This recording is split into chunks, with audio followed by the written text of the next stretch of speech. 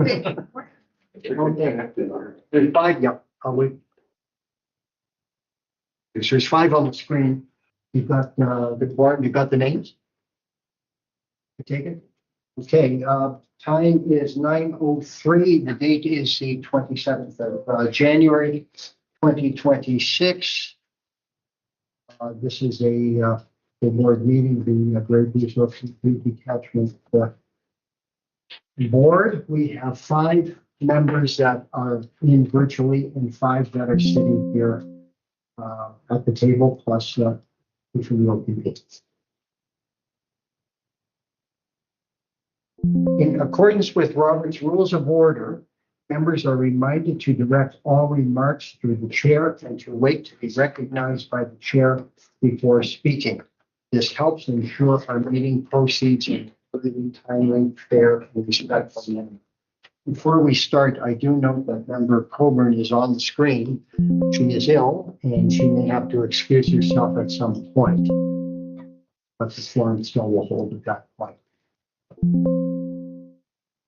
In the spirit, not forgive me for my pronunciation. Somehow I think I'll botch it. In the spirit of reconciliation, we acknowledge with respect the history and living culture of the Anishinaabe, the people of three fires known as Ojibwe, Odawa, and the Potawatomi Nation. Is that correct? Potawatomi Nation. Thank you. Well, I'll never get that one right. I'm trying my name. Who have inhabited this this land from time immemorial. We recognize that these lands are the territories of the Chippewas of Saugeen, Chippewas and Nawash, collectively known as the Saugeen Ojibwe Nation, peoples of this land.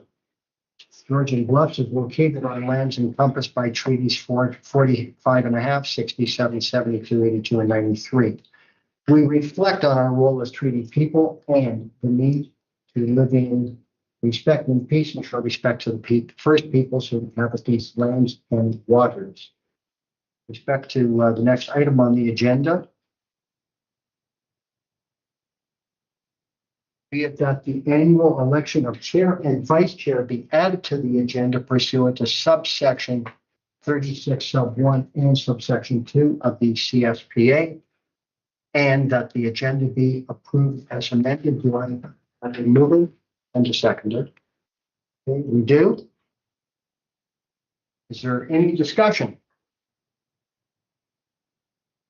there any opposition? I'll call the vote. I am standing for chair, nominate myself, which I'm allowed to do.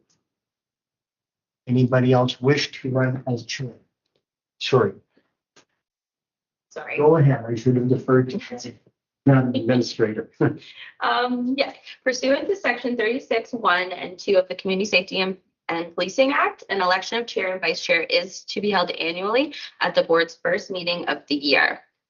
As the chair has stated, each member of the board is entitled to vote and may both nominate and vote for themselves. Therefore, does any member wish to bring forward a nomination for board chair? I will nominate Jerry. And I'll second that. Well, you don't need to do that. I'm sure somebody else would do that for you. You don't want I'm fine with second. Waiting for Marla. No, she doesn't choose. All in favor?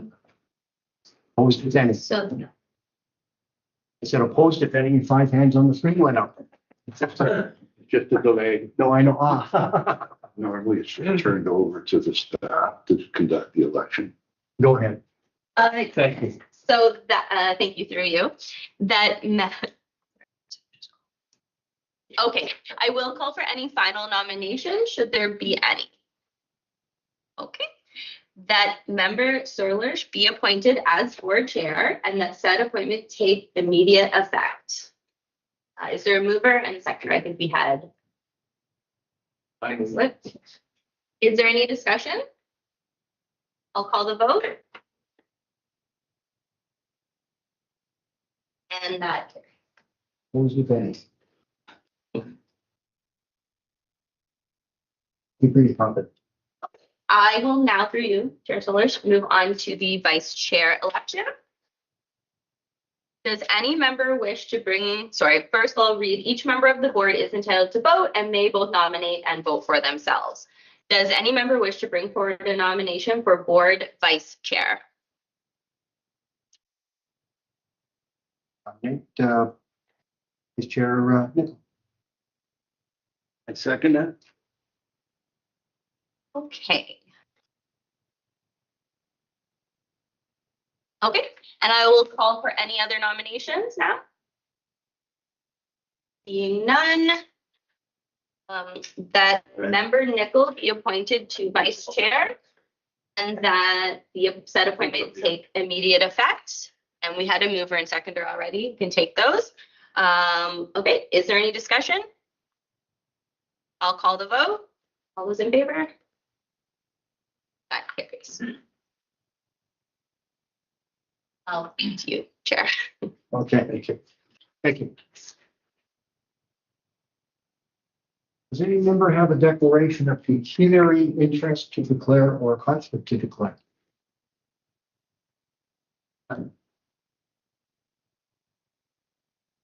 Respect to administration of members of office, oaths of office. Do you want to speak to that? Yeah, absolutely. And we will circle back at one point as well, the approval of the.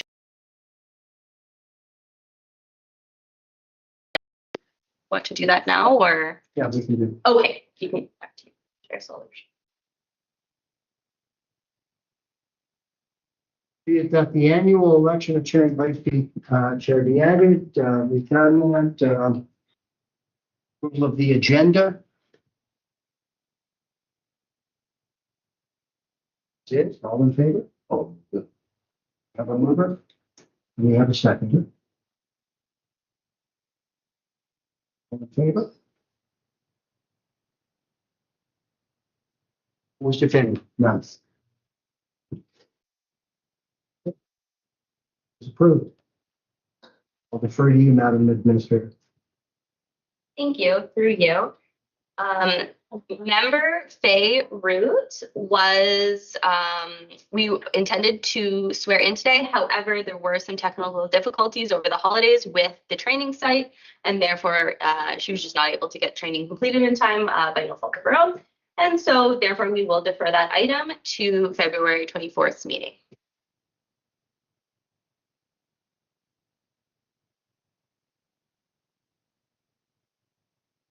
Okay. Next on the agenda, have we dealt with approval of minutes? We will. Okay. Job with the other minutes. Okay, and a seconder? Everyone.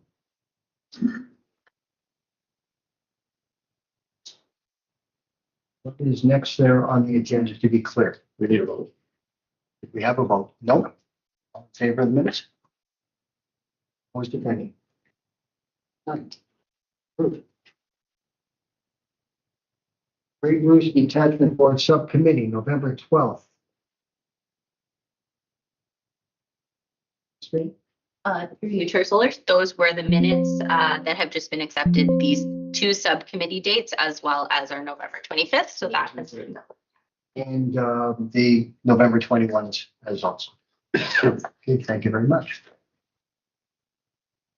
Public participation. Any person who wishes to make a presentation to the board must register with the board administrator at least 10 days in advance of the scheduled meeting. To register, you can complete the online form, Grey Bruce OPP Detachment Board /delegations, or call the board administrator at 519-376-2729 extension 601. Next item on the agenda. With respect to human trafficking. Further to the notice of motion provided by Vice Chair Bob Nickel at the November 25th meeting of the Grey Bruce OPP Detachment Board, that the detachment commander prepare a report in for presentation outlining the scope of human trafficking in the detachment area, OPP's involvement, collaboration, any available data, or information from organizations involved in the prevention of human trafficking.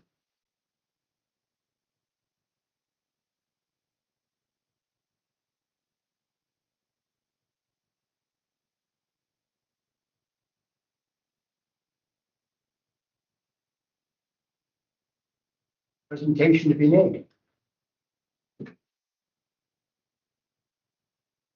So as a result of the motion, I had our human trafficking unit attend today to give a presentation. So it was Detective Sergeant Horton. She was sending someone in her place, I believe, and it is Kylie Banks. So Kylie, thank you for being with us today. So they prepared a presentation that I think will be very helpful to all of you and answer some of those questions. So thank you, Kylie. Thank you. Thanks for having me, everyone. So my name is Kylie Banks, and I'm a detective constable with our human trafficking unit in West Region.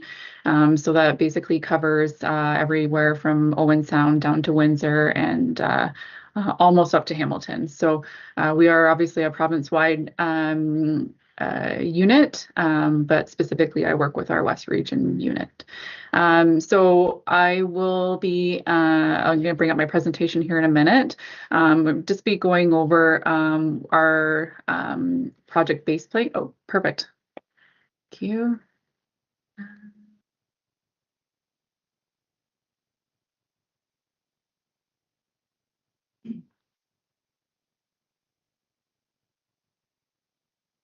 Perfect. Thank you very much for bringing that up.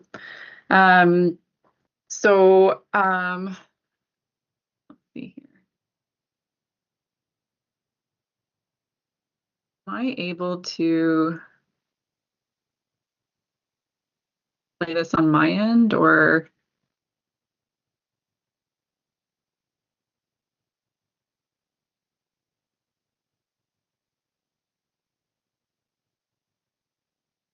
Sorry, I'm assuming you put that presentation up for me?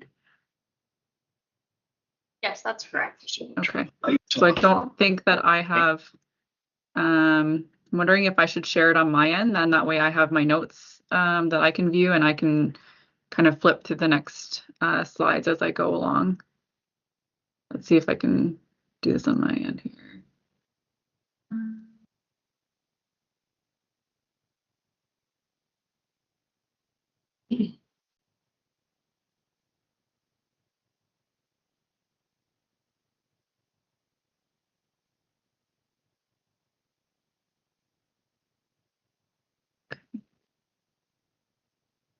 Is everyone able to see that? Yes. Okay. Yeah, so I'll go over our project that we did in the Grey Bruce area and an overview of kind of what we learned from that project. If you have any questions, please just speak up and I'll try and answer them as best as I can, okay?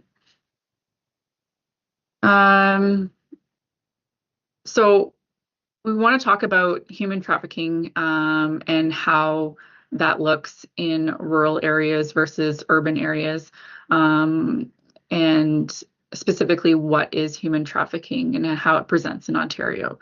So our project was Project Baseplate, and it was a strategic initiative aimed at understanding human trafficking dynamics in rural Ontario.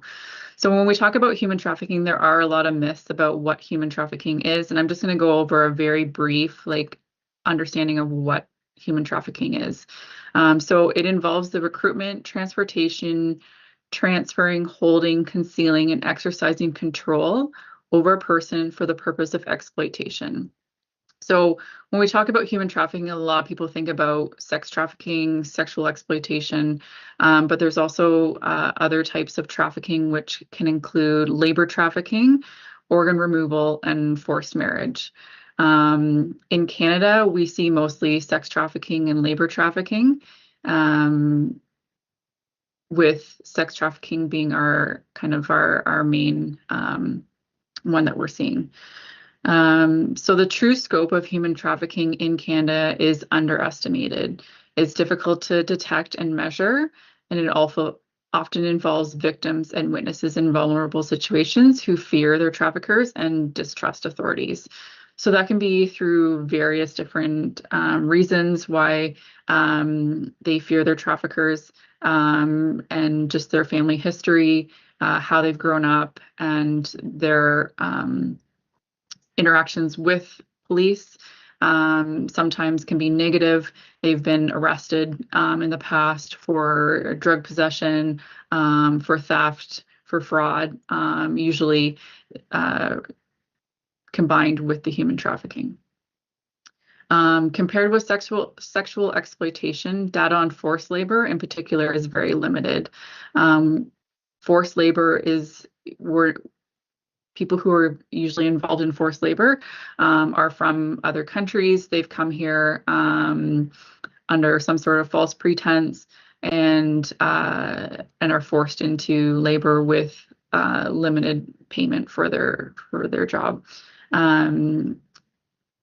They don't trust police. They don't speak the language. There's a lot of different barriers that would stop them from coming and reporting.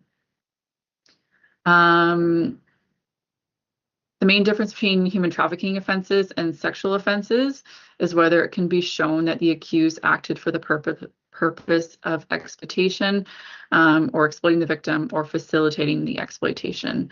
So sometimes if we can't get the grounds for human trafficking offenses, we'll lay sexual service offenses because we don't have to show that exploitation.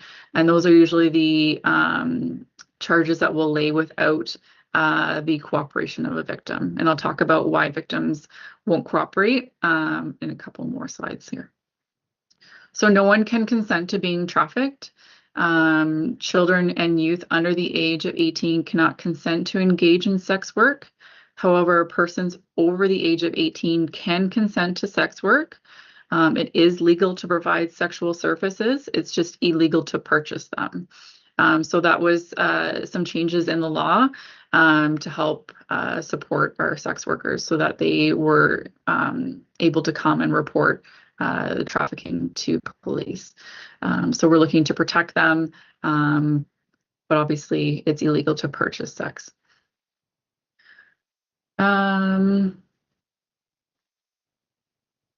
I'll talk a little bit more about human trafficking in rural Ontario and how statistics are gathered. Our community share responsibility, as not all victims report to police. So we do get a lot of calls to our unit, not from just victims, but neighbors who are seeing, concerning behavior. We get calls from hotels, from schools, all types of different kind of community agencies. And then also part of our team, we are working on improving recognizing HT or human trafficking signs and how to report it so that our officers can see the signs and deal with them at, going to calls, roadside, that sort of thing.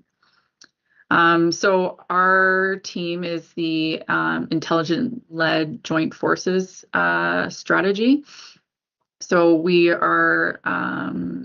have several municipal services also embedded in our unit.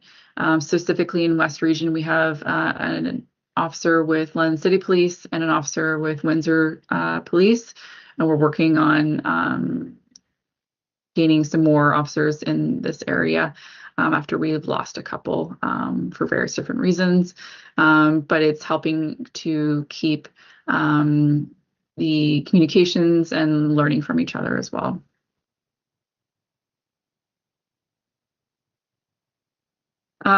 So what human trafficking is not. So I think a lot of people, we watch movies, we see television, we have this idea of what human trafficking is, and a lot of people think that it's someone who's tied up, someone in a basement somewhere, and that's not what we're seeing. So often human trafficking do not know, or victims of human trafficking do not know that they are victims. They don't understand that they are victims.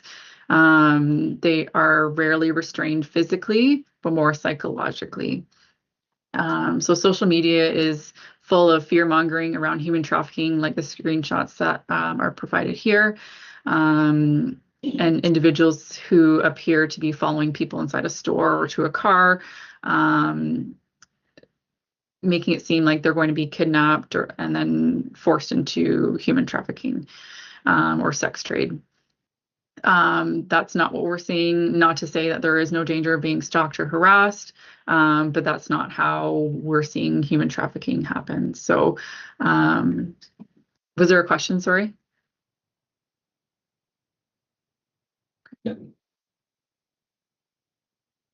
So what human trafficking is, it's presenting more as a romantic relationship. So it's presenting as an employee-employer relationship. So a lot of these girls, I'm going to say girls because mostly what we're seeing is girls, although we do see men as well. But based on deceit, fraud, fear, power imbalance, they are reaching out to these young women and thriving on their vulnerabilities. So our human basic needs, including the need for love, shelter, food, money, acceptance, and affection, they're very good at knowing what an individual's vulnerabilities are and preying on those vulnerabilities. So a lot of these girls that we come across, they don't understand that they are in a bad situation.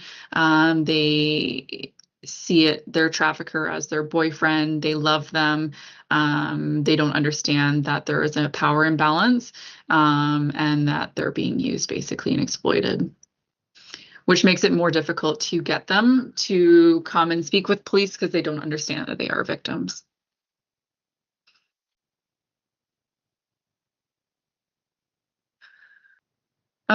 So for our project last year, the 2025 project base plate, we assessed human trafficking dynamics in rural Ontario, focusing on Grey Bruce and surrounding counties. So Grey Bruce and Owen Sound as well.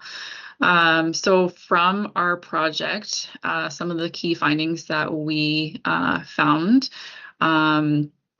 confirm that victims sought refuge within the Grey Bruce counties and utilized services there.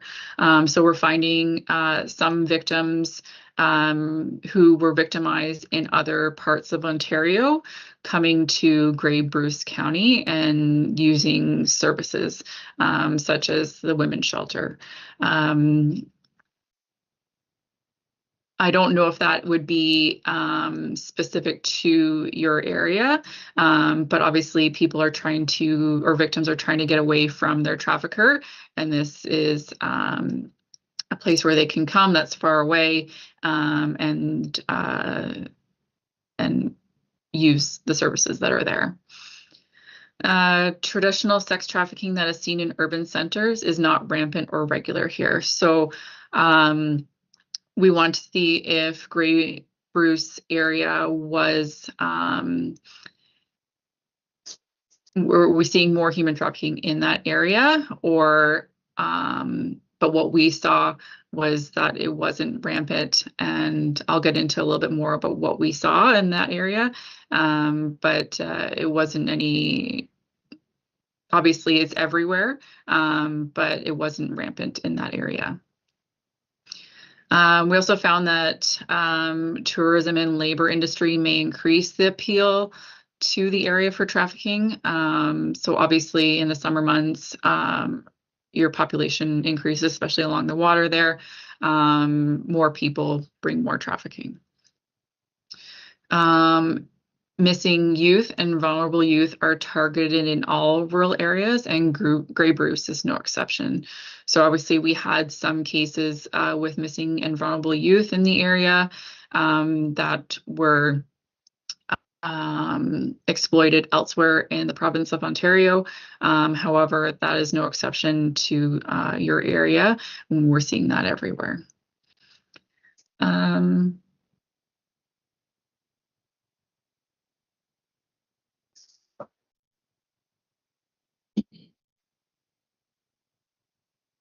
So some of the things that we were seeing during this project was misleading online advertisements. So we were reaching out to the ads for sexual services in the area. And what we were finding was that it was linked to a single person or scams. So when we would reach out to the ads, we would go and meet with these girls, and a lot of times there would be multiple ads for. We would go and seek ads for white women, for Indian women, for Black women, for all different types of women. And when we meet up with them, it was all the same person. So it appeared to be a bigger problem than it really was. And then we'd also encountered scams.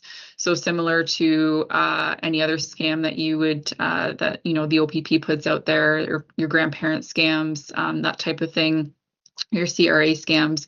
There's scams in the sex trade as well, where we would reach out to these sex ads, and we would find that they would just want us to send money or gift cards in order to take our money and scam us with no intention of meeting up for sexual services.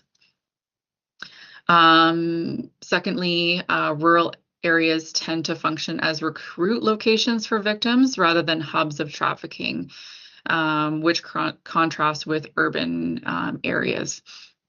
So we're not seeing the trafficking that's happening in our urban areas. Obviously, the trafficking, it makes more sense in urban areas as well. If you're looking at it as a business transaction, there's more people in the urban areas. There's more, obviously they're going to be having more people to come out to partake in the sexual services.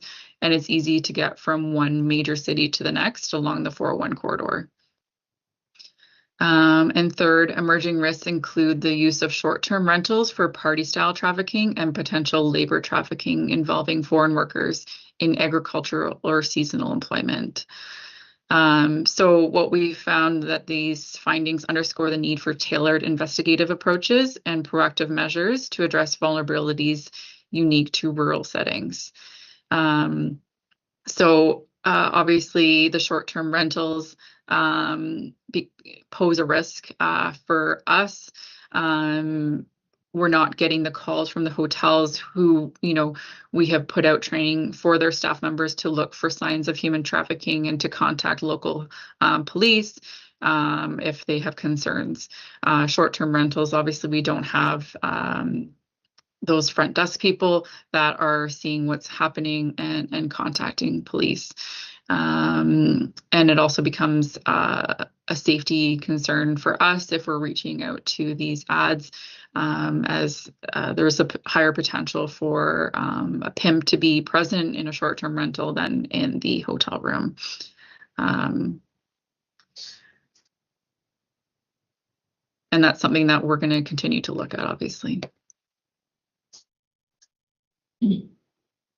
So what we did during Project Baseplate is we conducted intelligence probes on suspicious online ads and surveyed venues to detect trafficking indicators.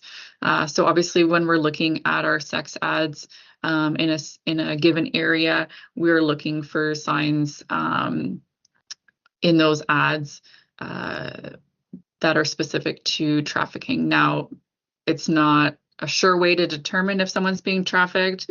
It's not a sure way to determine if someone's not being trafficked. But obviously, some of the ads that we're seeing online are of independent sex workers, but we're looking for the vulnerable people that are potentially being taken advantage of. So we engaged with local hotels and raised an awareness and identify potential human trafficking signs effectively. So we provided material to the local hotels to ensure that their staff was aware of some of the potential signs for human trafficking and to contact local police if they have concerns of people coming to their hotel. We delivered training sessions to officers to engage skills and investigative capabilities. So that is obviously an ongoing thing that we are constantly doing. We want to make sure that officers are aware of the signs of human trafficking and what to do when they come across someone who might be trafficked. So that's something that we're constantly doing, as well as collaborating with multiple agencies to strengthen our overall investigative efforts and coordination. So again, we have municipal services embedded within our strategy.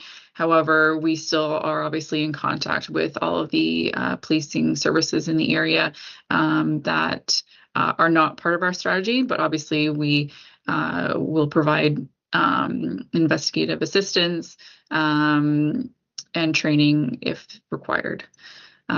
So to speak a little bit further about the training as well. So it's not just officers, but we're also providing education to other agencies as well as the community, either through ourselves or providing other people with our presentations so that they can provide presentations as well. So I know that our day officers in the area are specifically trained in human trafficking as well. So we'll provide them with some presentations so that they can educate the public in their area as well.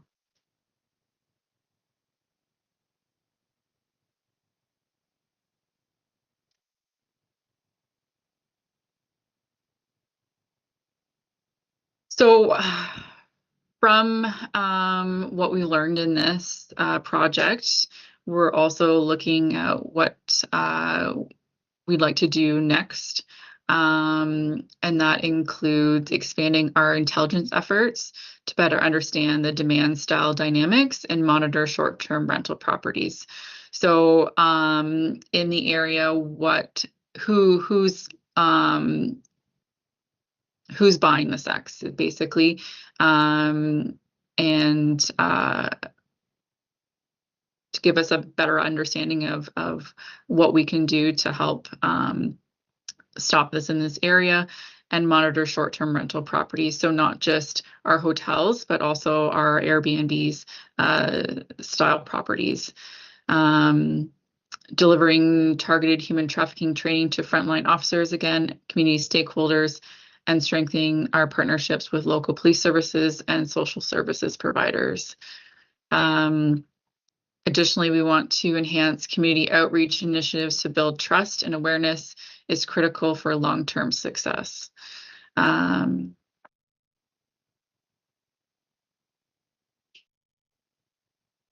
So rural human trafficking patterns differ from urban ones that require specialized investigative and preventative methods. So this is something that we are constantly learning as things change and changing our investigative approaches based on what we are learning from these projects.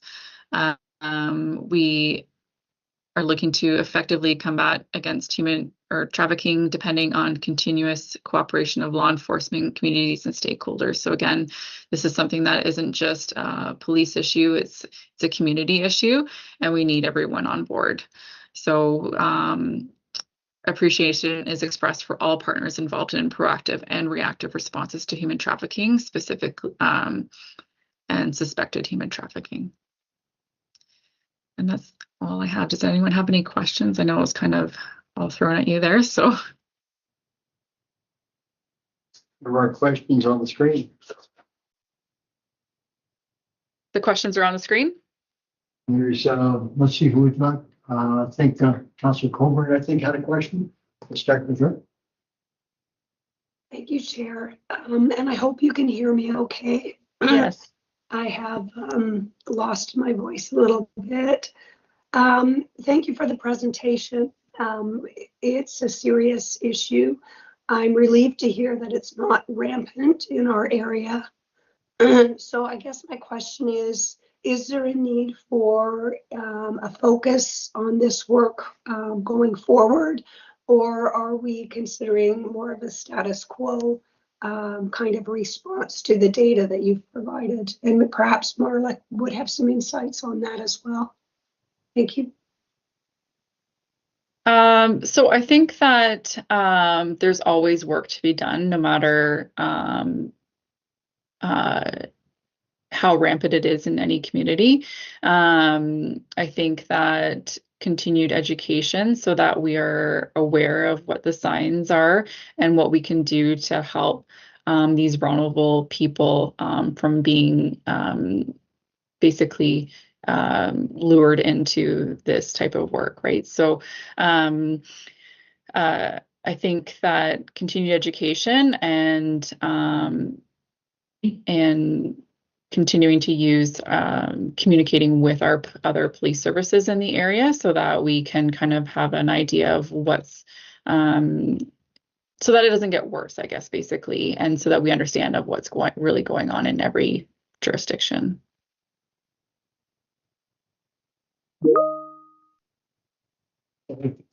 So I have a question, but I have a little bit of a story. Okay. So my wife's niece's daughter lived in Brampton and a few years back, and my question's around how do these girls get hooked? Because she got literally addicted to drugs. She was stealing stuff from her mom, all this stuff. Then eventually she was being pimped out, which is a sad story. But it's I don't know, is it do they get them hooked? So then they need money, and this is how then they start to spill out, or however you want to say it. And anyway, that's what was happening. And she just it was all about money, but it was the drugs that was driving the whole part of why she was doing what she was doing. She was in a rehab in Ottawa, her and two other girls, and she was doing really well. And then she got, I don't know, the other friend or whatever, they broke out, and it was one of those rehabs that you're 100%. If you leave, you can't come back. But she was doing really well, which is good. And this is a young girl, early 20s. And anyway, she went back to Brampton or wherever, and she fell back into the same situation.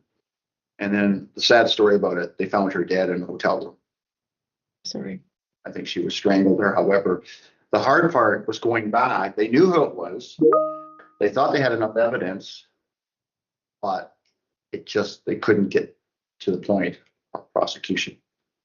And it was a very sad part through our family, my wife's family, and all that stuff. So it's going on all the time. But my question is, how do they, other than I know the part about language and immigrants and that type of thing, where they don't know what they don't know. But how do they get them? And I guess that's probably the problem is, how do they get them into that scenario? Like, I give you an example of my wife's niece's child. Is that one avenue where they get them sort of hooked on drugs, or how do they, or is it, or they keep them locked up? Like, how do they, and how can we break that? That's the question. Is that it's so different from one individual to the next, right? So we talk about vulnerabilities. Someone's vulnerabilities could be different from another person. So, if it would be a lot easier for us if everyone was the same and we could just kind of tackle one issue. But every individual has different needs, right? So someone's needs, whether she was addicted to drugs beforehand or if this was something that came out during her trafficking, it's hard to say. So does someone see her and see that, she wants drugs, and so she's willing to do this work in order to keep that high? Or is she looking for love? Is she looking for that attention? Is she looking for someone who will be there for her? So, there is that they prey on those vulnerabilities and they know how to do it. They're very good at what they do. And like I said before, they see them as their boyfriend. So there'll be this honeymoon phase where they will go and buy them things and treat them nicely. And so these women will fall in love with these guys. and then it slowly deteriorates to where they will bring in the idea of, okay, well, we need money, so why don't you do these jobs for us? It's for us. And they paint this kind of picture of them being together, and it's only for a little while, and then eventually the girls are into this situation that they don't know how to get out of. And I'm sure every circumstance is different. Another example, we have a place up near MacTier, and our neighbor, no, but it was Airbnb, but they rented their cottage out quite frequently. So they had it rented out this particular weekend. And then a friend of hers contacted her and said, there's an ad somewhere that this is going to be a wild weekend. I won't get into many details. And anyway, she canceled it. But, you know, it's with Airbnb and short-term accommodations, I can see it being a challenge, because if you're not there, if you're an absent person who owns the property, you use an Airbnb or whatever, unless your neighbors or somebody knows, I can see it being a struggle to, it's closed doors, it's other than, you know, I guess a whole bunch of vehicles show up maybe, and there's, you know, lights are on till 2 a.m. or 5 a.m, who knows, but then they line in, they phone the OPP or they phone the police. But I can see where that's being, it just happened to be, she got tipped off and, you know, knew about it and she canceled it. But yes, those are two stories that I can relate to, but just, it's just, I guess it's probably more happening than you know, and that's what you're trying to find out and trying to figure out, right? yeah. And so we will get calls from neighbors in those types of situations where they see, you know, it's not I think you can kind of tell sometimes when there's a party, obviously a rental property, there's, you know, they're having a party and that's pretty standard. But when it's constant traffic to and from, usually people at a party will stay there, they'll leave their cars there because no one wants to drive, or everyone kind of leaves around the same time. It's not this constant traffic of one car coming, they leave, another car comes, and whatnot, right? So we'll get those calls, and then we'll have officers in the local area go out. So our team will take that information, because usually by that time, short-term rentals, they're gone. But we can help out if there's anything going on, and we can do intelligence gathering as well. Probably a lot of those places have cameras and stuff, so it can be. It sounds like you need to do a huge communication to the general public to keep your eye open, right, for this stuff. Yeah, so we continue to do presentations to local agencies as well as the public. I know, I believe it's in the Bruce County, their day officer reached out to us and requested a presentation that they were going to do to some local parents and guardians. And then I know we've also done presentations to schools as well. That's how there's a lot of cottage associations as well, who, you know, get into, you know, part of that rental. Probably that would be a good avenue to sort of share that with those associations as well. Yeah. So if that's something that you guys would be interested in, we can make arrangements either for someone from our team to do a presentation, or provide a presentation to officers in the local area, specifically probably your day officers, to do a presentation and just spread some awareness as well.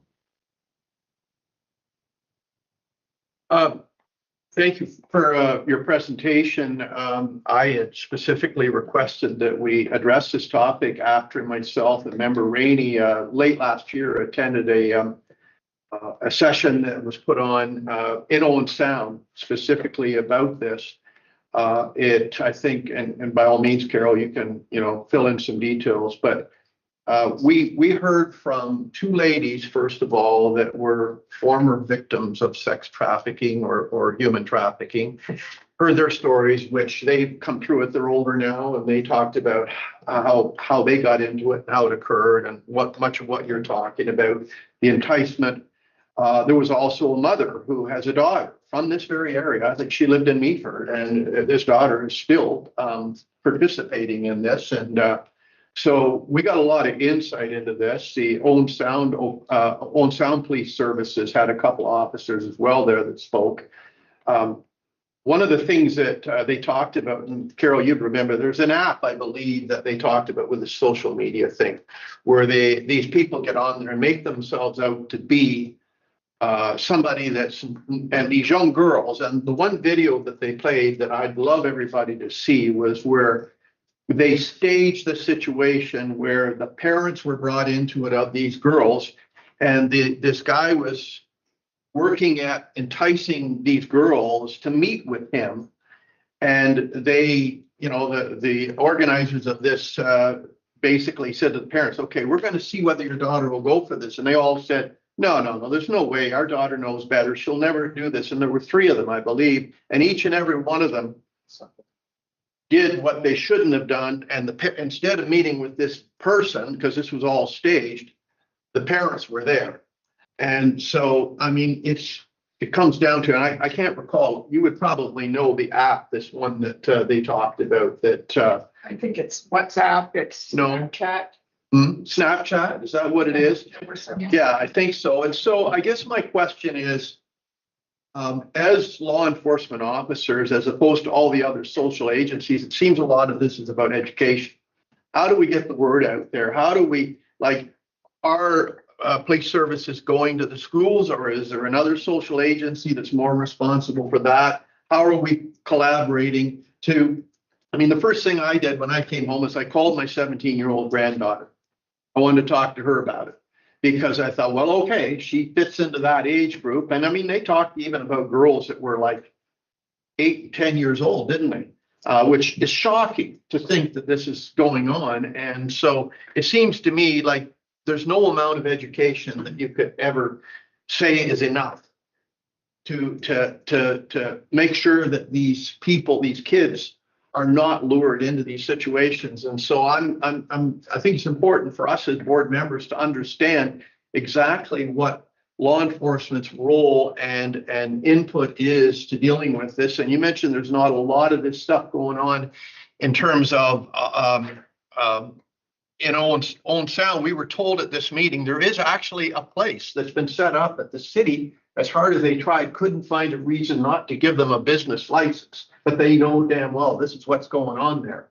They didn't get into specifics of where it was and all the rest of it. When I heard that, I thought, well, what can we do to disrupt that business if this is what's going on? And what about all the recruiting of local girls that end up in Toronto or wherever because of this? More so maybe than them actually performing this kind of sexual stuff in great groups. Yeah, it's hard to say. I don't know. I'm sorry, I can't see who's in the room here, but I don't know if the staffs or the inspector there that can speak to, are we in the schools in the Grey Bruce area or? So we do get invited to the schools. Depending on the school, it's up to them to invite us in. And we do have a community engagement officer who has presentations, willing to go and do any presentation on, does a lot of internet safety, which would be, sure you're not communicating with people that you don't know. But it's up to the schools to allow us in. There was a time there where we weren't in the schools. You're getting back in more and more, which is a good thing. And we do have presentations that we can give to the youth as well. Thank you, Mr. Chair. I just wanted to point out that I don't think it's solely on the shoulders of law enforcement for this type of situation and crime that we're trying to prevent. It does take, the schools to participate, parents to educate their kids and know who they're talking to online. But also, I was just wondering, with respect to the short-term rentals, most municipalities require them to have a permit to allow that to happen, and they sort of make sure that it doesn't end up being like 10 rentals on one street type of thing. And I'm wondering if there's anything that the municipalities could put in their contracts with respect to the owners of the rental property that would put some onus on them to screen the renters to try to prevent something like this. And I think that that's one step that the municipality could take a look at to try to prevent, because I think particularly in our area, where we have a lot of people come up here in the summer months and enjoy the area up here, that it would be, I would think, the most vulnerable area for us in our area as opposed to the inner city. And I'm just wondering if you can think of anything that could be written into a contract for the short-term rentals that might prevent or help prevent something like this. I can't think anything off the top of my head, but that's something that we could discuss and think further about. The only thing I thought of was, I'm sorry, I don't know anyone's names, but one of the councilors had mentioned, education. So when we had gone into these hotels during the project and outside the project as well, we will provide education to the hotels so that their staff members can kind of be aware of some of those signs. So if we're able to reach out to a large number of the rental landlords in the area and do an education thing, then that way they might have an idea of what are the signs and what they could be looking for when they're renting to separate people, or if they have Ring cameras at their house and they see all this traffic kind of coming in and out of their rentals. Maybe that can provide some education to them as well. I want to add to that, as I'm thinking about it, could it, now that we've got a couple of mayors here, could that not be put into the STA bylaws in some fashion? So on ours, we've had ours in place since 2019. And we have a licensing that you have a license for 3 years, but you have to have inspected every 3 years as well as far as accommodations. But we do have it where there has to be a telephone or a contact. If there's a complaint, they should be able to be reached within a half an hour if there's a complaint going on. So there's that accountability. But I'm thinking, I'm sure, like all the criminals are, they're one step ahead. So when they're probably doing an Airbnb, they're probably looking for a rural property. It's got a long driveway up somewhere where it's remote, nobody sees anything, which makes it hard because who's going to complain if nobody sees anything, right? So I'm sure there's, you can try to do it, but I know that was the one thing where our complaints that we've had, and 3 strikes you're out. So basically, if there's a complaint, and then third one, you're right. And we've had one Airbnb in the Beaver Valley area that they lost their license, but it was more to do with partying. And I'm sure the OPP gets calls and, they're weeing on somebody's neighbor's property and they're noisy and all that. That's the complaints that we have had where they have lost the ability. What if they had, sorry, through you, No, go ahead. What if they had a mandatory online course with respect to recognizing human trafficking, and have to take that and proof of that course before they get permit? Just as acknowledging things that could be but has anybody reached out to Airbnb, like the company itself, corporation? Because that's where a lot of the, as I understand the rentals, there's other ones as well. The Airbnb seems, because it's so easy, right? They do the work, they take the, it's get your money and they carry on. But is there ever, no, Airbnb, that's not a Canadian, that's a worldwide company now, right? Airbnb. Right, but I'm thinking of where they're permitted from. So if they're permitted from the municipality, Yeah. you don't have to get into the big, larger, huge, conglomerate there, but that would be the criteria to It's another checkbox. right. In order to, you want your permit, just like a gun permit, right? Like you do the work first and then you pass the test, and then I think for the awareness part of it, and I think it puts some of the onus on the rental owners to be aware, and it's a little bit of an ounce of prevention type of thing. And then if they were concerned in any way, to call us. Love to hesitate to call the police because they're not sure they don't want anybody in trouble and that sort of thing, and just give them that permission to call police to allow us to investigate. Yeah, But a thought out there, if municipalities are looking at what can we do, what the board maybe recommend or not, here's something that we can do, step towards the prevention part. So who would provide that? Like, it would be like a 20-minute video or something. Would that be something that could be sourced somewhere that's standardized that municipality could use? Like, is there a source for that? Like, would it be something with OPP or somewhere that, I don't disagree with what you're saying, but there's a standard video that explains, because there's probably people that don't realize it. Secondly, you don't want your place being the place, because then nobody may not rent it either. The social media gets around too, right? And it gets tagged and stuff like that. So maybe that's the emphasis. But I think if there was that video, that's something we could consider. Sure. Oh, I'm sorry. Let's go on the screen here. Somebody I else. just wanted to draw your attention to Member Urick. He's had his hand up for some time. Member Urick. Oh, I'm sorry. Let's start with member Urick. I apologize. Go ahead, Bob. Not a problem. Thank you, Mr. Chair. And thank you, Kylie, for the presentation. Very informative, if not depressing. One thing I noticed, there was no real statistics in your presentation, and presumably from what you're saying, it sounds like there may not be a lot of actual charges pressed in our area. I'm just curious whether or not we do have kind of a history of that, or whether we're more of a farming scenario where they come here, get them, and then take them back. And wondering whether we have any success in actually charging traffickers. And the second question related to that is, it was brought up a couple of times about underage, and I'm wondering if a trafficker is charged with trafficking an underage individual, are they put on the sex offender registry? Yes. So yes, they can be put on the sex offender registry for someone under the age of 18. There's a lot of questions there, so I'm trying to think of. So have we charged people successfully in your area? Yes, with trafficking offenses.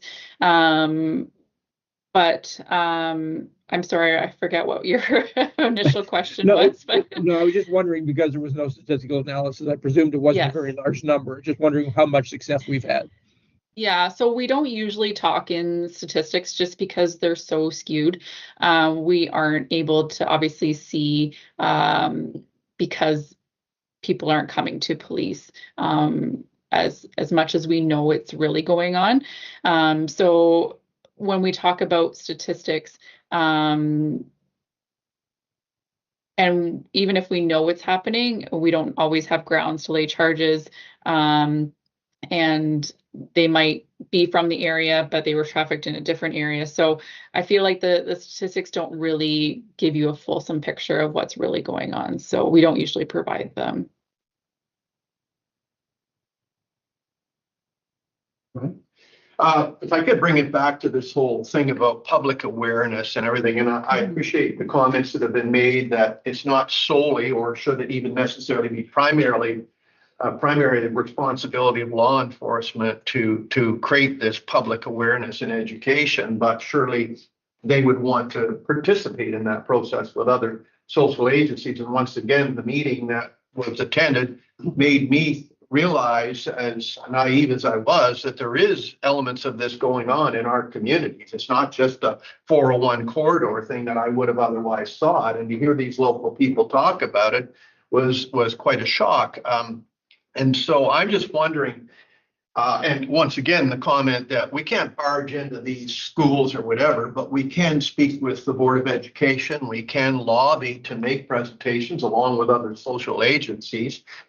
Education municipalities perhaps could offer to sponsor one of these kind of sessions and bring these people in and invite families from the community that have children and grandchildren to come out, even make it a broadcasted meeting so they could watch it at home if they wanted on video. All of these things, are we doing these things as much as we can? Are we reaching out and looking for opportunities to create awareness both with the children so they understand better, and parents and grandparents as well?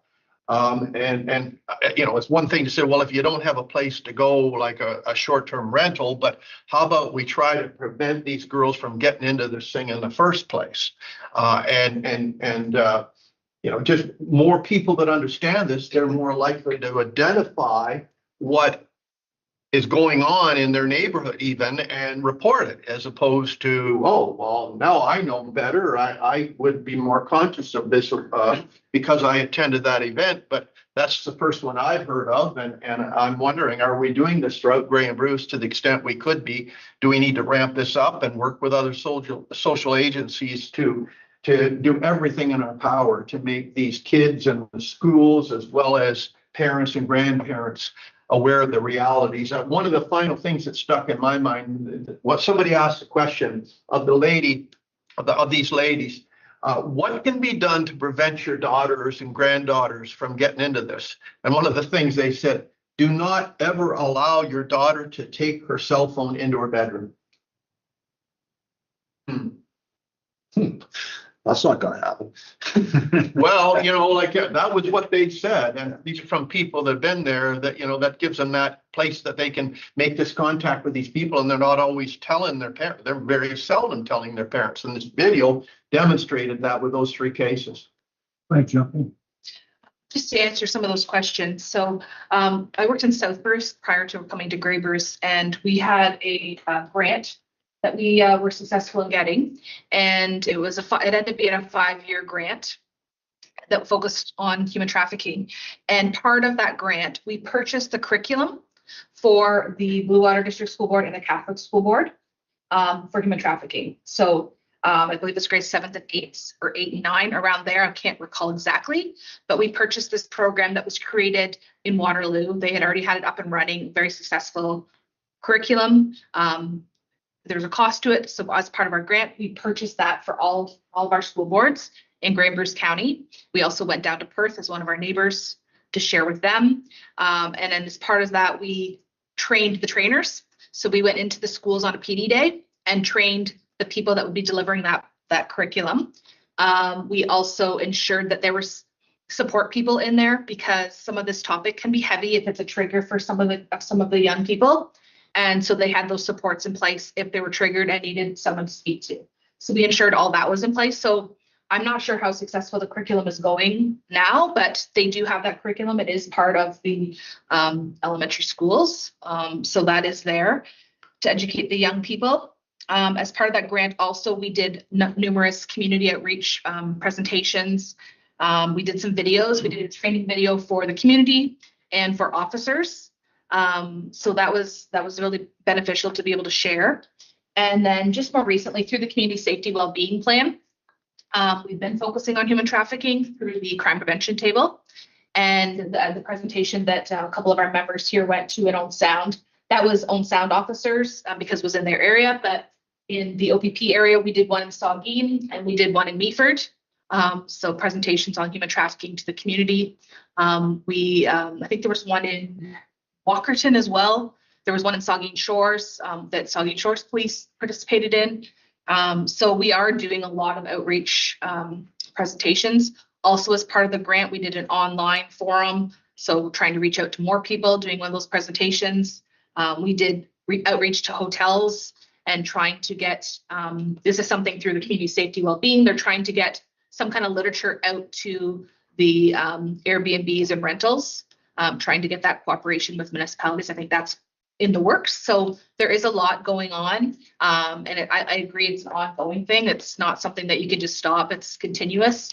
But I do think it's important. And I think we are doing a lot of things that we're trying to get the word out, and we will continue to do that. Through you, Chair. So my question is, does the Grey Bruce OPP Police Board have a role here? I think, And I'm looking from the community aspect of things, right?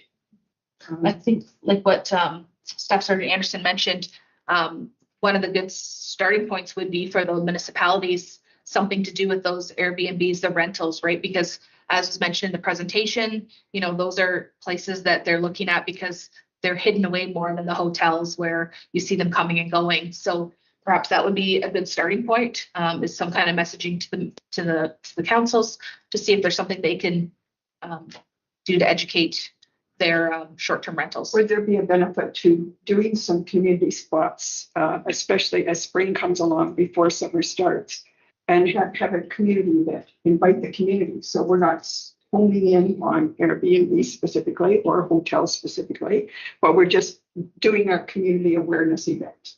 Would there be a benefit?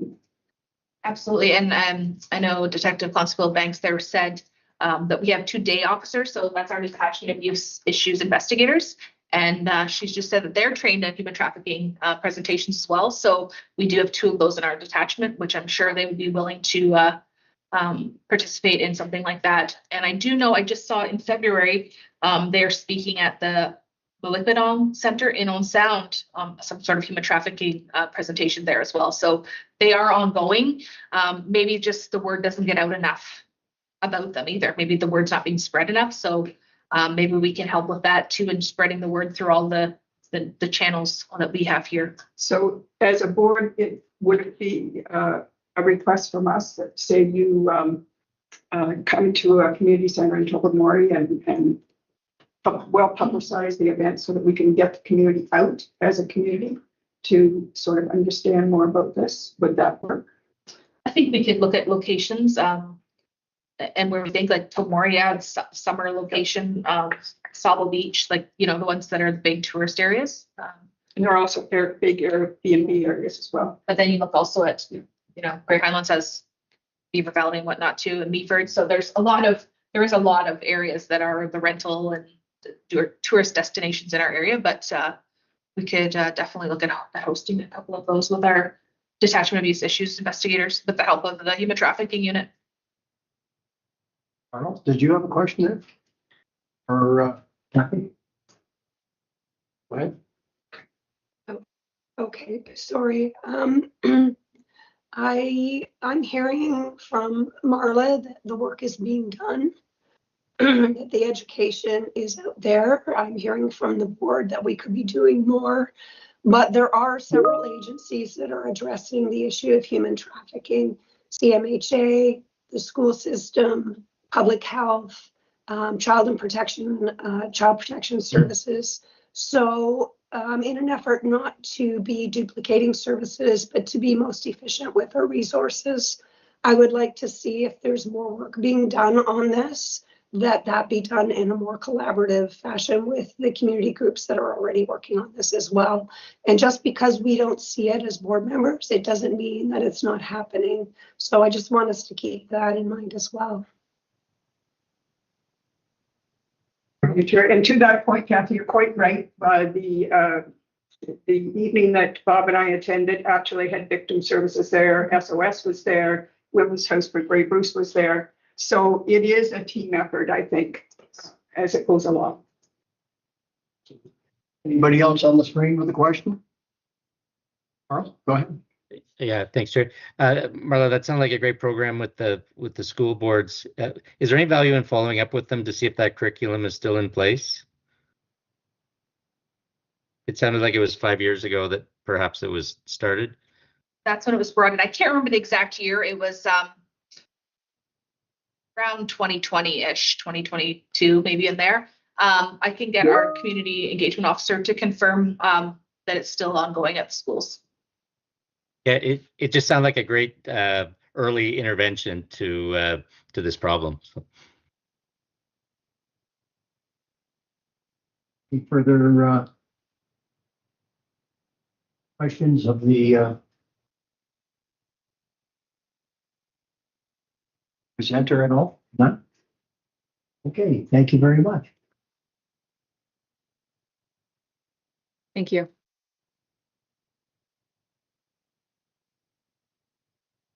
Just add a note to all of that. My own experience is that where licensing is attached, education is attached to licensing as a requirement, it generally works. And to point out a very small example, it's historical one. About 35 years ago, a program was brought in by the Liquor License Board of Ontario called the Smart Surf program.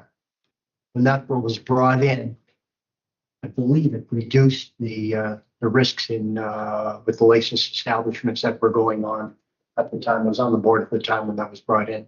And I saw the results and we saw what was happening. So it's from that point of education that I'm getting at. If it's tied to licensing or tied to bylaw, like the STAs or something along those lines somehow, then when the individual has applied for the licensing under the STA, they've got more of a concern because there's more at risk. So it's something just to consider. Yeah, if nothing else comes out of this discussion today, education and prevention to me is number one. And what you talked about, Marla, with respect to the past and what Carl just said, I mean, it's not something you can do 5 years and then quit. Grants, all this stuff. I don't think we have municipalities that have facilities that can be made available. You just get these groups together, you go out, there is no significant cost. I don't know what it costs for this one. We went to at Sydenham School, but I can't imagine it was substantial. It needs to be well promoted. It needs to be, a message needs to go out to people to I think as well, to say, don't think this is just a 401 problem. It exists here. You need to be informed about this. And if we can get the public to turn out, and it should be ongoing. And I see where, while it's once again not your responsibility solo to conduct these events, it doesn't hurt to take a leadership role either and go to these other agencies. And if you could provide some follow up to this and give us an insight into what is being done, and you've got a group of municipal leaders here, I'm sure that would be glad to support you in that with respect to facilities and coordinating it through their council members to, speak of it when their meetings are public, all this kind of stuff. It's just get the word out there. And there were a few people at this meeting we're at, but it wasn't by any means, the room was not jammed, was it? So we need to do a better job of making sure people know this is going on and helping them to appreciate why it's important for them to become informed. Hey, let's move on to the agenda if we can. Yep. Delegations, items on the agenda. Any person who wishes to appear before the board regarding an item on the agenda must register with the board administrator. Register you can. 1, complete the online delegation form. 2, call the board administrator at 519-376-2729, extension 601, or 3, register in council chambers prior to the meeting start time. There are no delegations, correct? Thank you. We have reports. I'm going to defer to the detachment commander for a few updates. First one is addressing community concerns with respect to the Chatsworth OPP detachment and future Markdale facilities. Thank you, Chair. So yes, this was brought forward through one of the members. Now I know that Member McQueen had shared the news at a previous meeting about the new building that's being built in Markdale, which eventually will result in the closing of the Chatsworth detachment. We've had those discussions with our local municipalities about this. And I just want to reassure everyone that the nature of policing nowadays, it's not like officers sit at detachments and wait for the calls. There's less need for people to attend police detachments nowadays. We have online reporting for several offenses and also online police record checks. Now you don't have to even go into a detachment to police record check. So we see a lot less traffic coming into our detachments. We do have community service offices as well that are scattered throughout our area. We have one in Dundalk, Sauble Beach, and Saugeen, and Ferndale. So these are offices where our officers can go in. They can meet people there. They aren't open to the public, but they do have the capability of a person going in to meet an officer. So there's all these different smaller offices, and we're open to having more of those in other municipalities if people want to have those as well. Our cruisers are now our offices. So we are set up with a computer that has everything they need to know on there. We have printers in our car. Officers are issued work cell phones. So their cruiser is essentially their office now. They can do pretty much everything they need unless they're taking a prisoner back to the office. to physically put them in a cell. If they're being released roadside, they can do all that right there. Print off the release documents, it can all be done. So officers aren't sitting in the office as much as they used to back in the day to do their reports. We have dictation, so they can get on their cell phone, dictate reports, and it's typed up for them. These are all the types of things that we have at our availability. And then also we are adjusting our staffing, so we don't all start at the same time.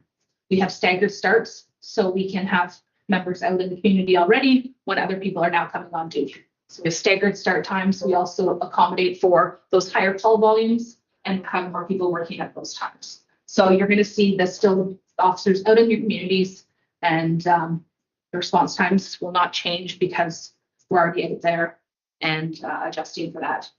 So I think that those things should hopefully appease the concerns. Thank you, Mr. Chair. Thank you, Inspector. Just wondering, you spoke about the satellite offices that you currently have. Do you have any idea how many you would like to have going forward, or are there gaps in where those satellite offices are located? So we wouldn't have one in Chatsworth, maybe someday. And we would, I think we did speak about that in the past. That would be an option. Any municipality that wants to, it's basically space. It doesn't have to be fancy, you know, it just has to be a room with somewhere people can sit, you know, usually washroom, and then somewhere we can set up a workstation, which is a docking station to put our computer in. So I don't know if there'd be a limit on, I mean, I think we could have one in every municipality if they wanted, if the municipality wanted to provide that space. Go ahead. You touched on the specifications, washroom, a single room. Like, would a fire hall typically meet the requirements? Yeah, I don't think, so our Saugeen one is in the fire hall, and it doesn't even really have to be a separate entrance as long as there's like a that we can get in and out. And I know when I worked in South Bruce, there's one in Lucknow at the fire hall. Ripley was at the municipal building. So yeah, usually some kind of facility where we can have, usually a coded access is easier than having to have keys for everybody, because then it's a nightmare keeping the keys. And just a secure access that, you know, our computer can be in there in a space, maybe a locked door for that. But if it's a fire hall, then it's pretty secure. Okay, thank you. Well, how do they work? I drive by the one in Ferndale, around the highway all the time. Did they just, the phone on the building, just pick it up, or?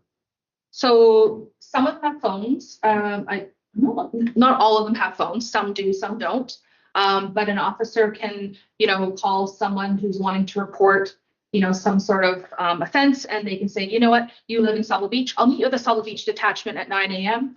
They go there, meet them, bring them in, and they can do their discussion there, do a statement or anything like So it's that. basically directed to the nearest facility from where the complaints are going to be filed. It can be, yes. Go ahead, Kathy. Thank you, Chair. I was disconnected momentarily, so I may have missed you discussing this, Inspector Barfoot. But I have had some questions from residents about potentially closing the Chatsworth office, as there may be a more regional office in Markdale, and some concerns expressed about servicing when that kind of thing starts to happen. I understand that we can have satellite offices and that the officers are working largely from their vehicles now, and that's fantastic. But I wondered if you wanted to make any comments about that, or where that process is in terms of a head office, so to speak, for our area. So you might have missed that. So Markdale's in the process right now of building a detachment, and that will combine the Markdale and Chatsworth detachments. We will still have a detachment in Beeford and also in Waterton. So we would still have 3 detachments spread out geographically to service our communities. And then I spoke of the other things that we're doing to mitigate the concerns of officers not being out in the communities in response times. I'm not sure if you caught that part, but those would be where our 3 hubs would be.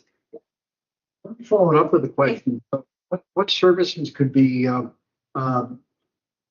provided? And I'm using an example. A number of years ago, we went into the Meaford Detachment for the purpose of obtaining a CPIC check for my wife, who was going to be a counselor at her camp.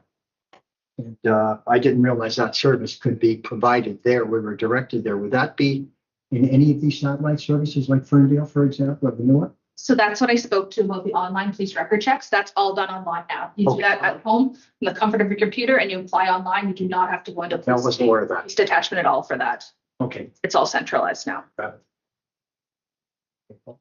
I could see where having an office someplace, because it could be somebody that wants to speak with you folks, say about an Airbnb, but they don't want to call 911 and all that stuff. They want to have that conversation. So I think to have that ability, I think it's really important to have that outreach. So I want to talk to you. Go ahead, Carl. Thanks, Marla. That's great. I'm just wondering if this, so you spoke of the having a satellite in each of the municipalities. Is that a goal of the OPP? And I'm just wondering whether it needs to be a push versus pull strategy, that if that is something that is desired by the Grey Bruce OPP, that we actively reach out to the municipalities, and where we don't have that type of resource, and ask about the facilities. And I'm just wondering if this is strongly desired, we should be actively reaching out. If it's just a nice to have, then I'm not as worried about it. But I'm trying to understand: is this something that we want and desire in our municipalities? I don't think it's a necessary. And I think when I look at my list and I think of the 3 detachments we have space in almost every municipality as it is. Currently, the only one we don't have is Georgian Bluffs, I think. So then eventually when Chatsworth is no longer our building, then we wouldn't have presence there. But other than that, we have something in every place. And Saugeen is close to Georgian Bluffs, Sago Beach, there is the geography where places are located right now. So there isn't really, I don't think, a gap. But if a municipality is interested, and we would definitely entertain having another space if the municipality wanted to, but I don't think it's a necessity. Yeah, it's great to hear that there's no gaps. I guess that's what I was trying to say in a long-winded way. Thanks. What's the cost of setting up something like that? The municipality, like the smaller satellite office? I don't know. Is that what you're referring to? Or Yeah, the smaller ones. I mean, that's a municipality would just give it a little space. I don't think there would have to be a lot of cost. It's just the cost of their space and what they can give up. Yeah. So because we wouldn't probably be paying rent, it would just be a space that they would allow us to use. So that would be the cost to the municipality, is that space and what that costs for them. With further to your comments about the ability for officers to conduct their work within the cruiser, these 3 strategically located detachment offices, what specifically necessitates the need for those 3? What functions are done there that couldn't be done with these cruisers that have all these wonderful things in them that you talk about? So we still need a home base detachment where they keep their use of force, they have their locker, they compile briefs. We have our administrative staff that does, payroll, all the behind the scenes things. We have to have places to store our property that's seized. Local cells to hold prisoners. So we do have the need to have a physical space, but the day-to-day working of the officer, they can do it and about. It's the stuff that I mentioned that has to be at the office. So the OPP do payroll locally? They don't have a central thing out of I mean, that strikes me as rather strange that an organization like the OPP would have individual payroll. You wouldn't submit it on a computer and somebody centrally deposits the paychecks. So we do have a local attendance clerks, but it's through Ontario Shared Services that does our pay, but they submit it through an online system. Any further questions of the commander? No? Okay, there's a second report. And then the Q4 Gravery's OPP CSPA Detachment Board Report, October to December 2025, be received for information. Is there a mover and second? Marie is the mover and seconder is Member McKay. I'm going to defer back to the detachment commander at this one. Okay, thank you, Chair. So I was going to go over our Q4 report briefly. At our next meeting, I will go over the year-end report. And I think you'll all be happy to hear that I will have a narrative with photos as well, besides the statistical report, which I'm going to do moving forward on quarters. So I will have that for you at our next meeting. But I will go through Q4. So starting with the motor vehicle collisions, nothing of significant change there. The next page is the collision reporting system. So our fatalities, there is no significant change there. We are up by one fatal motor vehicle collision in that quarter. When you look at the number of fatalities, number of people killed, it is the same as last year in that quarter. One thing of note is that the speeding is up from other years, whereas other years speeding wasn't the factor. It was in this quarter, so that's something we will continue to monitor. And it's interesting because you'll see further that our Highway Traffic Act charges are actually up 75% this quarter. So the enforcement's being done. The criminal and provincial charges, you'll see a big increase, like I just mentioned, in the Highway Traffic Act charges, up 75% from this quarter last year. And I will say that was perhaps a push by myself and the OPP in general on increasing traffic enforcement province-wide. So you see that the numbers do show that we did that. And the traffic-related charge down below, again, you'll see that huge increase in this quarter from last year. And again, we've really put a big push on increasing our traffic enforcement efforts, and happy to see the officers are fulfilling that. Speeding up by 90% and seatbelts up 65%. The next page speaks to the warnings. Again, you'll see this is a huge increase, but typically when warnings are given, it's coupled with a charge. So when you see our charges are up so much, that explains why our warnings are also up. Sometimes an officer will issue a ticket and then issue one or two, perhaps more warnings. The next page is the violent crime. You will see the assaults and firearm related offenses are up 37%. To account for that, oftentimes one occurrence with multiple firearms can skew those numbers. So that's why when it's by a quarter, we'll look at the overall picture in the year end.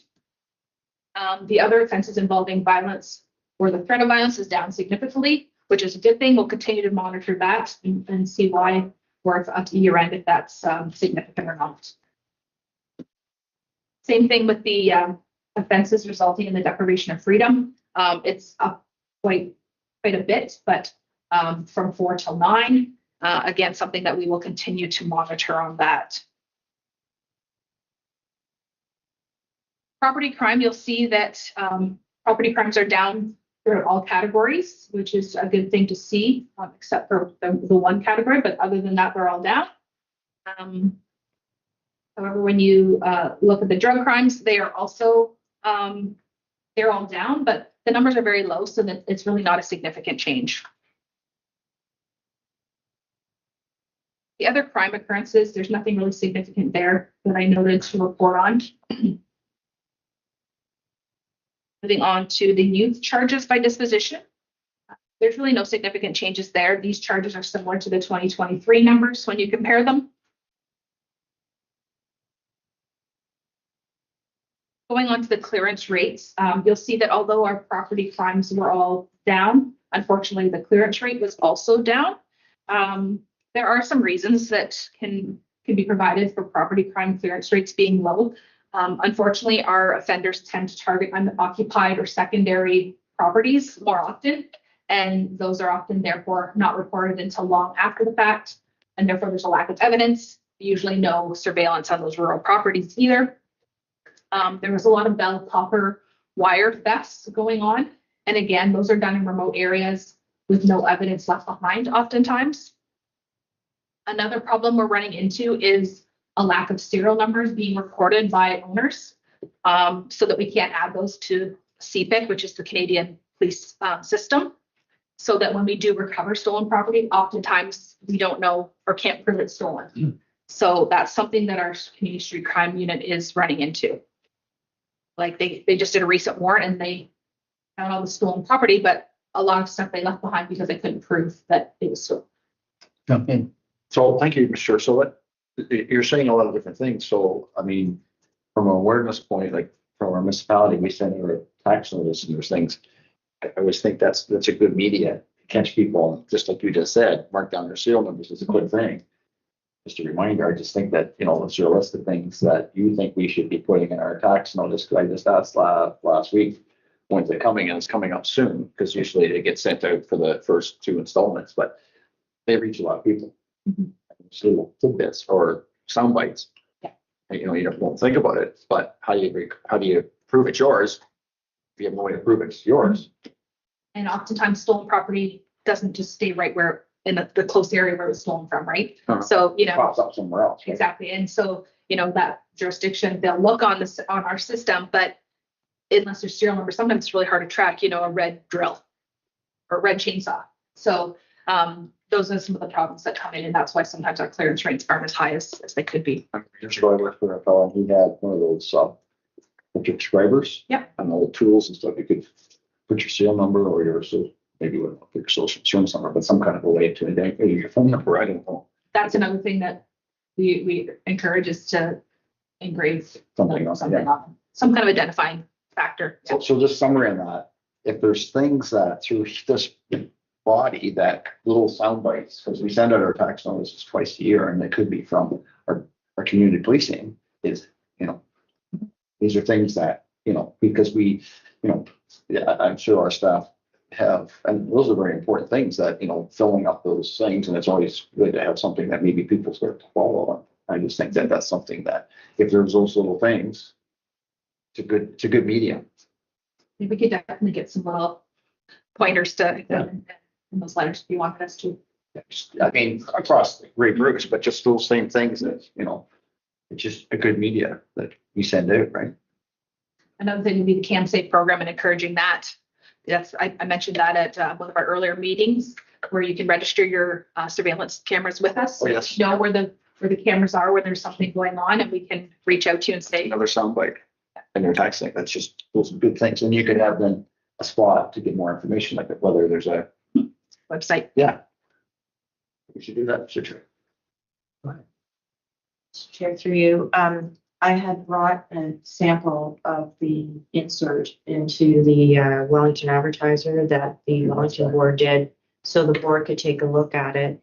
But that is one of the reasons why that was produced, not only as a report card of what your police service has done in the last year, and also introducing new officers or new promotions or new staff to the community, but also tips on things like, for instance, they had introduced a roundabout for the first time in Wellington, and there was a whole portion of it explaining how to properly go through a roundabout.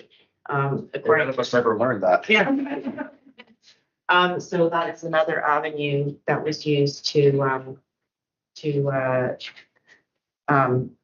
promote those types of crime prevention. I was finishing, but we have our local paper, The Advance, we have what's happening, and we do that every couple of weeks, and that's another spot. So maybe we need to connect with our communication person, and because those are great things that, from our perspective and from our mandate here is to communicate those things. Yeah. Keep going. So then moving on to the next page is the unfounded. I don't really focus on this page. It's really not that relevant. This is occurrences that were reported as something and that were determined to not have occurred the way they were reported. The next page is the public complaints. You'll see it is up from the previous year, but I can say none of them have been substantiated. And I think the reason that we'll be having more of these is we have more officers now. We continue to get more officers and also more calls for service, and our officers are very young and new. We have a very junior office, so they're all still learning, and sometimes, they might make a mistake that someone might not be happy about, and So someone might complain about them, but again, none of the complaints have been substantiated that have been made. Moving on to the patrol hours, you'll see all have increased, which is a good thing that community members like to see.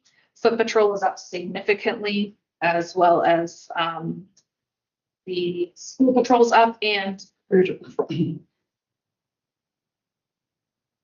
Moving on to our Mental Health Act occurrences, there is no significant changes there. I understand at a previous meeting, I think it was the one I missed in November, that there was some interest in our mobile crisis response team. So we are going to have them come to the next meeting to speak about their role, what they do to assist us, as well as our mental health liaison officer. So moving on to the next page is the overdoses. You'll see we had no overdoses reported in this quarter. And that is only reported to the police. There may have been, but not reported with police involvement. The next page is the referrals to victim services. And I just want to highlight here, you'll see our numbers are quite good there. But victim services actually just sent out an email to all the police services of Grey and Bruce counties. And Grey and Bruce represented over half of all referrals to victim services. So our officers are, they recognize the importance of the program and are using it to assist our victims, which is great to see. And I think part of that is due to the training sessions that we had for our officers with victim services to tell them what they can do to assist them in their jobs. So victim services is a great program and our officers are using it. So that's it for the report. I do have a couple other things to share here. I'm not sure who heard on the radio this morning. The timing was quite lovely, about the drug trafficking investigation in Markdale. Yep. So they just on January 16th, they did a warrant in Markdale where they charged 5 individuals. They seized an approximate street value of $15,000 worth of drugs, $3,000 in currency, and suspected stolen property at approximately $30,000. So the drugs were 77 grams of fentanyl, 40 grams of cocaine, 29 grams of methamphetamine, and then ecstasy pills, oxycodone pills, and clonazepam pills. So that was a great outcome for the communities. Another one I wanted to highlight was the was in the news a little bit earlier this month, last week, the charges in the telecommunication wire theft investigation. I'm not sure if you heard that one on the media, but Grey Bruce OPP charged 2 individuals with the telecommunication wire thefts that have been happening in several detachment areas. On January 7th, they received a report of a suspicious vehicle in Wyerton, and then were able to locate the people and charge them with mischief over 5,000, mischief endangering life, and then some other offenses. But yes, so 2 members were charged with some of those copper thefts that have been going on. Another media release I just wanted to bring to your attention from the other side of the house, the crime unit, the major crime unit. It just kind of highlights the investigations they get involved with and how long they can sometimes take. So this was a media release from Saskatchewan Internet Child Exploitation Unit from January 14th, and they charged a Regina man with child exploitation related offenses. And it all started in June 2025 here in Grey Bruce, where we investigated a 15-year-old male who was the victim of sextortion. A male adult residing in Regina had posed as a teenage female and convinced the victim to send a nude photo about himself. So through the investigation, our crime unit liaised with the Regina unit, and eventually, like I said, it took several months, but this male was arrested and charged with access, child sexual abuse, and exploitation material and extortion. So just to highlight some of the in-depth investigations that our crime unit does. And then finally, I just wanted to finish on a community event that's happening in March. I mean, we'll have a couple meetings between now and then, but this is another media release that just went out, and it's our polar plunge that's being held at the Shadow Lake Arena on March 7th. It's for Special Olympics, and there's going to be a police fire hockey game as well. So just to share that with our board. Any discussion or questions? Go ahead. Thanks, Mr. Chair. Inspector, you mentioned about the number of speeding offenses going up. I was just wondering, is that enforcement being done throughout the entire catchment area? I guess specifically, I've heard concerns about the Grey Bruce Wide and excessive speeding there. I'm just wondering if enforcement is primarily on the Kings highways or whether it's spread across the county roads also. It is definitely spread across the county. Each member is assigned a zone, so they're in their zone. And I could definitely say that the Grey Bruce line is one of the target areas because we do also hear that speeding's a concern on that road. So we do continue to focus on that one specifically. So I will move the report to be received for December 2. Well, I think there was one more question on. Well, I'll move it. You can still take questions. Oh, okay. I do have a furthermore. Okay, go ahead. Well, should receive and that communication sound bites be sent to the local municipalities for information, maybe shared or however we would. Mr. Chair, second. We did have a question off the screen. I think, Carl, you had one? Yeah, sorry, Marla, you mentioned the increase in cruiser patrol hours. Is there a reason for that, or what enabled you to be able to increase those substantially? I think it was, we do have more officers, but also we did have some frank conversations with our officers this fall, outlining our expectations and that we expect them to be out and about. And so I think that might be part of it as well. Okay, thank you. Okay, anything further? Go ahead, Scott. Thank you, Mr. Chair. Part of those frank discussions probably included foot patrol, so I do appreciate seeing the number of hours. That's always been something that has been brought up. We want to see the officers out in our community, so we appreciate that frank discussion. And that is part of what we say, community wants to see it there. So that is something that we've been pushing. And it's younger officers that's getting them in that mentality that is part of their day.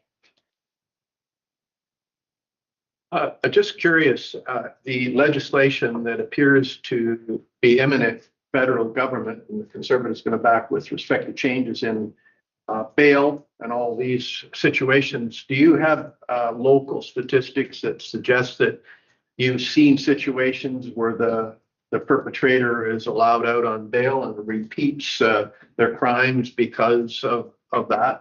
Is this legislation a legitimate and something that you can relate to and support? We see that every day. I can tell you from these media releases,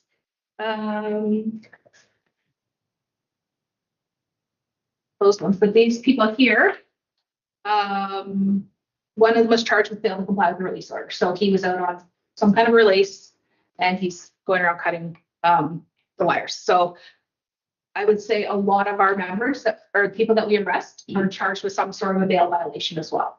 I don't have specific numbers, but it's something that we see a lot and our officers do get very frustrated with it. And we just keep telling them, you have to keep doing your job. You're arresting them and charging them. And that's all we can do and put forth a good case of why they should be behind bars. I know you're not a political organization and maybe you don't want to comment on this, but do you feel the legislation will address this? Is it significant enough? Of course, the opposition is going to support it, they say, but they don't believe that they don't believe it is as strong as it needs to be. But will what they're proposing, if you've had a chance to examine that, will it make a difference to address this situation where people are out that they shouldn't be? I hope so. Yeah. Okay. If I could make a comment just with respect to that, based on my many years in bail courts. And I used to ask this question, is there a statistic showing the number of people who are out on a recognizance that have not reoffended versus the number that are charged with reoffended? Because my list would be 65 people in a bail court every day. And yes, we would see somebody where there's a breach of a condition. But the sense I've got was I didn't see a lot of rounders. They complied. Well, I can speak to one. I'm not trying to be defensive here. I can speak to one incident just this week. We saw one side of the story. This weekend, I noticed on our shift briefing that a member was held overnight and was released in the morning and went right back to the place he was supposed to be and was then arrested again that morning and held for bail. So we see it. We do see it quite a bit. I know. Just let everybody know that I saw it also from the other side, and I'm not selling it one way or the other, but I do know there was a high volume of bales in the province where my sense is that there was a significant amount of compliance. I can't give you the stats. Go ahead. Somebody on the screen had a question there. Was it Scott? Thank you, Mr. Chair. And thank you for the report, Marla. Related to another bill actually being passed, Bill 33, allowing police presence in schools. So I'm just wondering, is that going to impact our area at all? And is this actually a crack to hopefully, slip through better communication or relationship with the schools again for the OPP? Thank you. So we have been lucky in the Blue Water District School Board and the Catholic School Board here. We have still been in the schools. We haven't been pushed out completely like some of the bigger urban centers. So we still have had a presence in those schools and have been invited in for presentations and events. We had a dodgeball game. We had a what else did we do? Basketball game. And actually, that has I forget. So we are still invited into the schools. So I think this will just help more. And any pushback that we've had from perhaps some people will maybe be pushed aside. But I think luckily here we didn't see that total absence in the schools because we were still invited in by majority of the schools. Okay, nothing further there. I will ask for a vote on the, Just want to make sure we get the wording correctly. yeah, go ahead. Mr. Chair, I was raising my hand to flag that we have not called the vote on the amendment. We wrote down verbatim member McQueen's wording that communication sound bites be sent to participating municipalities. Is there anything more specific that should be added to that amendment, or is the board happy with that as it stands? Can you repeat that, please? That communication sound bites be sent to participating municipalities. Yeah, because I just heard it said, and maybe sound bites or whatever. Yeah, just as long as it's forward to the local municipalities for education purposes or however, the whole idea is from the information we get is for the municipalities to educate it. So I'll have the best word that. If the board is happy with that, I'm just reading to be sure. so if the motion was amended, it would read in totality that the Q4 Grey Goose OPP CSPA Detachment Board Report from October to December 2025 be received for information, and that communication soundbites be sent to participating municipalities for education purposes. Okay. Please defend it. That's on the amendment, and just a final vote on the motion as amended. And vote on the motion as amended. All in favor? Opposed, defend? None. You voted. I'm not voting, sorry. I was gonna say, you don't get a vote. Just a question. Yeah. Just to clarify, you're looking for like crime prevention things to put on the tax bill? Yeah, and for community, Like lock it or lose it, or just simple things. identify your Yeah. property? Yeah. Or Communication, just like we said about, identifying the property, it could be different stuff, different times, it just gives them, and I'll communicate that to our staff and hopefully everybody else does as well. And it's just another way of policing tools, I think, that gets the word out. Okay, can we take a short morning break? That would be a good idea. Okay, try to take it to about 10 minutes.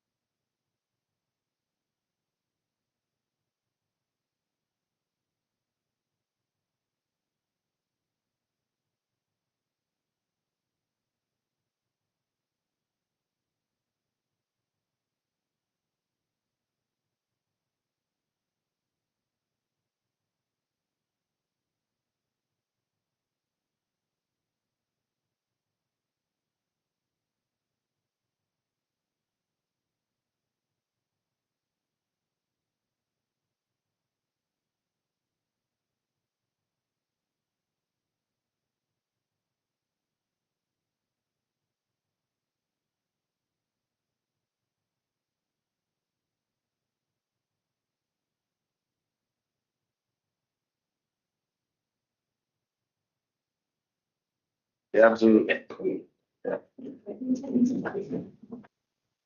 We're on this downside. Let's go. Okay, we're on the downside. Thanks, Sharon. Okay, we're on to number 8. Representation for Great British OPP Detachment Board Community Safety and Wellbeing Planning Committee. Administrator, do you want to weigh in? Thank you. You, Chair Solish. I'm just pulling it up here. So I'll just provide a brief overview to my report because it was quite lengthy and it went through the infographic. I think we're gonna try to pull that infographic up if we can, just to help with my report here. You're going to be looking for a couple of volunteers, aren't you? Yes, I will. Okay, so representation on the Community Safety and Wellbeing Planning Committee. I will just provide a brief overview. The Community Safety and Policing Act 2019 required all municipalities to participate in community safety and wellbeing planning in partnership with police service boards and community agencies.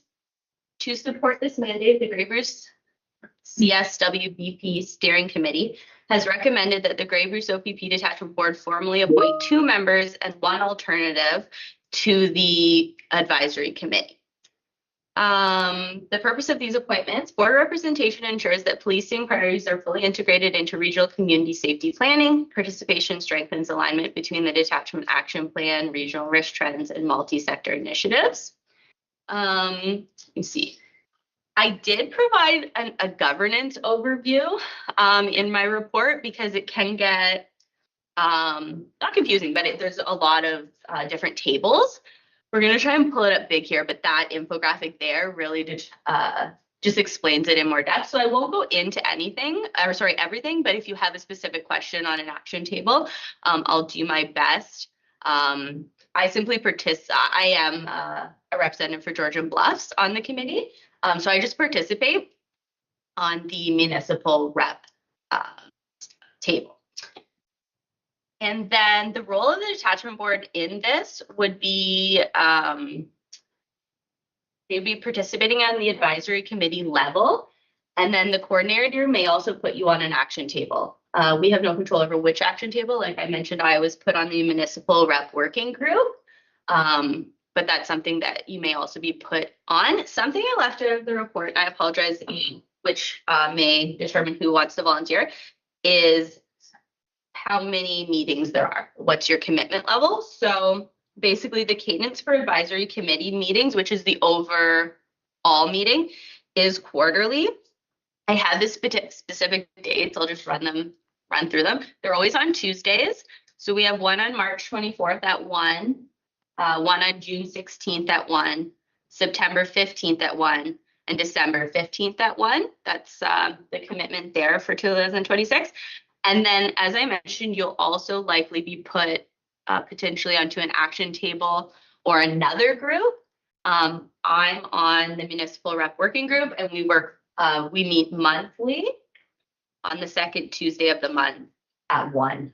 I don't know if that would be the same for you, but all attendance is virtual. So if anyone has any questions regarding the report, happy to answer. Ask away. Do we have anybody on the screen? You can't see it, so. Let's Terry take down that chart. We're looking for 2 volunteers. Monica's 1. Mhm.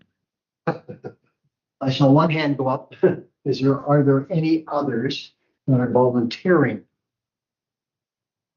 Knocking the door down on this one.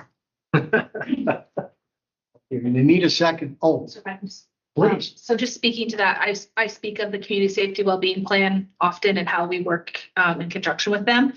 So I'm part of the crime prevention table and the drug alcohol strategy group. So I attend those meetings, and a lot of the stuff we've discussed kind of go into those 2 committees. So just for your interest and to get a little bit more insight into that, the crime prevention table, that's where the human trafficking talks are coming out of, the cannabis driving. So road safety, all of that falls under crime prevention. So just to give you a little bit more information on those. Are they virtual or in person? Virtual. They're all virtual? All the ones I go to are virtual. Okay, stop. Thank you, Mr. Chair. Most of the municipalities and through Grey County, we have a representative on drug and alcohol task force. Our own municipality has a representative on it. A number of municipalities have representation on it. I think in the report, it said we needed one or two, so I'm not sure that we need to have two members from the police service and board. Every additional member that we add will cost more money. And if we can get by with one, it's not like we're not having the representation, as an area on this committee. So just my 2 cents. Thanks. Before I weigh in, go ahead. If you wanted me to add that through you, that is correct. Every participating municipality and First Nation on this board is represented outside of Meaford, who has their own community safety and well-being plan. Okay, Carly, were you gonna add something? Just Oh, I'm sorry. pointing to the screen. Member Martin did have her hand up. Oh, okay, I apologize. Go ahead. Thank you. I did have a question through you, Mr. Mayor. Is participation, is it obligation to participate in a subcommittee as well? I'd be happy to, participate in the main meeting quarterly, virtually, things like that, but I don't know if I have a time commitment for subcommittees on that. Perhaps that could be the alternate that does that. And I'd be happy to do that too, if you would like to appoint me as Monica's alternate. Yeah. You know the answer, the obligation to a subcommittee. Thank you, Mr. Chair, for you. I can't confidently say whether there's an obligation to attend any of the subcommittees. I believe that they were established on based on interest. Jody took over for me, and at that time I was appointed to the Crime Prevention Action Table as well as part of the overarching group. But I don't remember at that time it being communicated that there was a requirement to also attend the action tables or participate in any of those groups. But I believe that they were hoping to get as much engagement as possible and representation from the whole of the group. But I can't confidently say whether or not you would be required to, but I believe there is some discretion that would be allowed, because I remember it being very collaborative when I was signing up for that. 4 dates. Chair Solish. The advisory committee dates for 2026 are Tuesday, March 24th at 1 p.m., Tuesday, June 16th at 1 p.m., Tuesday, September 15th at 1 p.m., and Tuesday, December 15th at 1 p.m. Last one was Tuesday. December 15th at 1 p.m. Well, that runs into a problem. Many of us might not be there. Mhm. That doesn't mean you don't sign up anyway. But that besides the point. I'm sorry. Carl, was that a question? Yeah, sorry, I've just raised the point that Marla attends the meeting. Monica's volunteered. There's at least one staff member that regularly comes here that's attending. That's a lot of horsepower at that meeting already. Is there a way in which we add it to our agenda, and if there's a report coming forward or information or decisions we need to make at this table that at least we're prompted to keep this group in mind? I'm just mindful of volunteers' time. Go ahead, Carl. Through you, Mr. Chair, I just wanted to add that it's in front of the board because it is an option for the board to have a member appointed to that board. But if we're feeling like there's sufficient representation across the board, there is no obligation to appoint a member of this committee to participate. I just wanted to add that. Okay, so we'd be fine with one and one alternate, or in Nicole's case, she may choose to be the second. I am perfectly fine just backing up Monica if there's an event that she cannot, circumstances she can't attend. I will attend on Monica's behalf. I am perfectly fine just appointing one. Okay, thanks, Nicole. You have something? I would move that the service board appoint one member to the community safety and well-being and one alternate, Mr. Chair. And I'll second that for sure. Okay, so it's going to be Monica. You win, and Nicole is the alternate. Thank you. Thank you. Yes, clearly. Through you, Mr. Chair, there is a recommendation in the agenda. The recommendation is to, it's a longer one. It should be in your materials there. It starts with whereas section 248 of the Community Safety and Policing Act. I don't see it offhand, but it's okay. Go ahead. I can read the recommendation. Yeah, read the recommendation. Ask for mover and seconder. Okay, there we are. Yeah. So the recommendation is whereas section 2. Go ahead.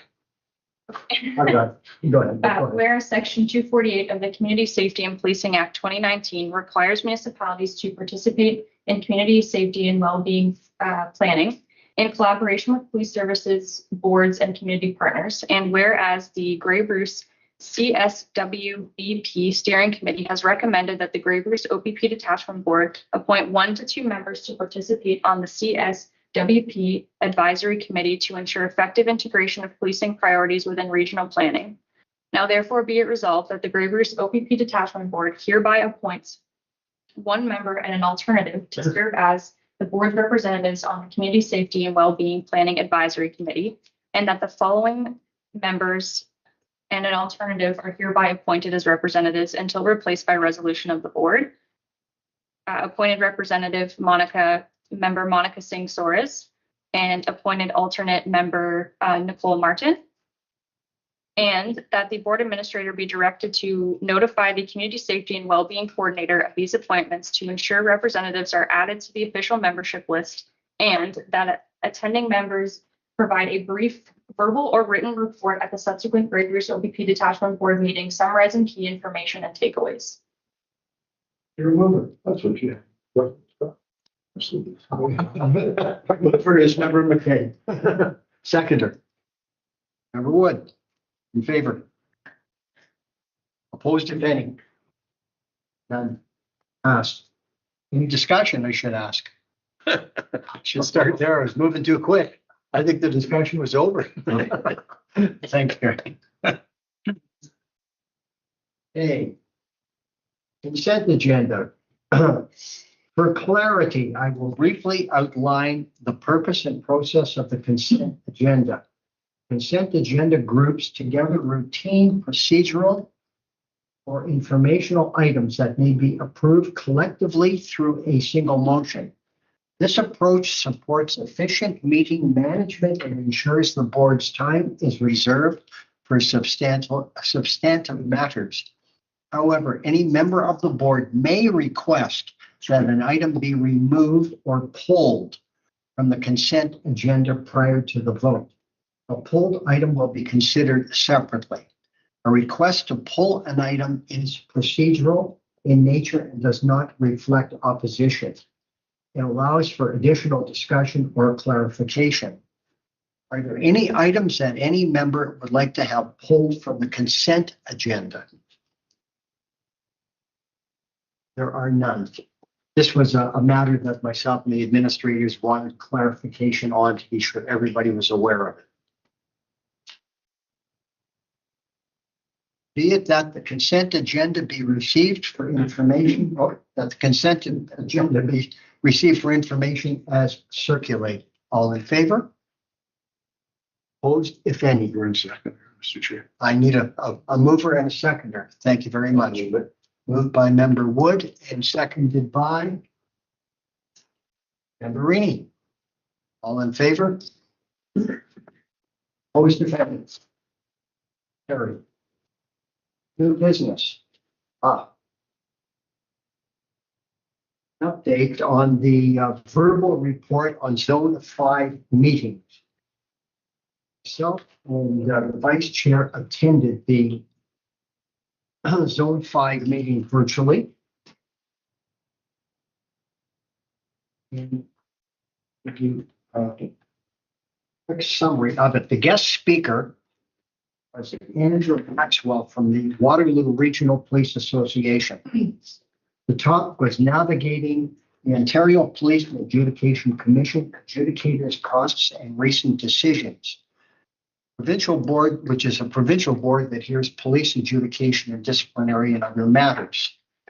You can read about it on the OPAC website. And I was seeking a copy of the slide presentation, which I've got now, regarding the number of matters adjudicated this year. And once received, I noted to myself, I will have a copy for all if you wish. If anybody wants it, I know that Jody has them. If she doesn't have a hard copy, or I could direct her exactly where the email was. The Zone 5, that, to me, that was the only interesting part of the whole meeting, quite frankly, because of my adjudicated background. So I wanted to see what was going on. Not speaking for anybody else, they may be curious. The Zone 5 business meeting was held. There was submission of the treasurer's report. There was some discussion on the elements of the financial statements. A copy of the statements are available if you wish. If you wish to obtain them and see them, you're welcome to that. Again, Jody would have them, and rather than cut another tree down and pass it out, we'll ask you to contact Jody. There was a discussion on provincial appointments. The discussion was led by Bob Nickel, questioning the reasoning behind one-year appointments and the disruption in turnover. Questions were asked as to why such short periods. No good answer other than a promise by Hank Zers to look into this. There was a director's report led by John Thompson. There was bad audio, and his report was to be submitted to Joanne Fields and circulated to the participants, which it was. There were handouts with our agenda.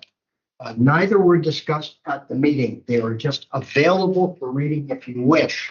One of the handouts was a summary of our last year of our planning and looking forward. And I have a copy, and Jody has a copy if you wish. And the other was the Inspector of Police update, which comes out, I believe, on a monthly basis, and it's posted also online. And if you wish to see it, and I have a hard copy, I can give mine to Jody, or you can request it from her. She has access to it. That, I think, summed up pretty much what the meeting was. Yeah, and I think that there was a little discussion around fees, wasn't there? Yes, there was. And I thought, like, we're not talking mega dollars, but how this zone was going to fund itself. I don't think any resolution came of that, did it? No, there was just, do we increase the amount? And if it had been increased, it was going to be, in my mind, fairly nominal, but I thought the discussion was like, well, okay, what are we going to do? We've got to pay the bills if we're going to continue to do this. So that was one thing. And then just the whole general discussion around the way that the Solicitor General structured these boards and continuity with elections and provincial appointees and unity appointees and how that would affect. But what was the gentleman's name again? We met him here when he came to the other meeting, didn't we? Was Hank there? Yeah, Hank. Yeah. Hank, and like, he doesn't seem to really have any insight into why they've done this, and I'm not sure how much influence he will have, but there again, through our association, hopefully these kind of things can be raised to the ministry, and they can start to understand that that's not necessarily everything's gone and they have to start from scratch. Yeah, on the dollars and cents thing, I'm just taking a look at the financials. They even put pennies in there. I haven't seen that in 50 years, for the truth.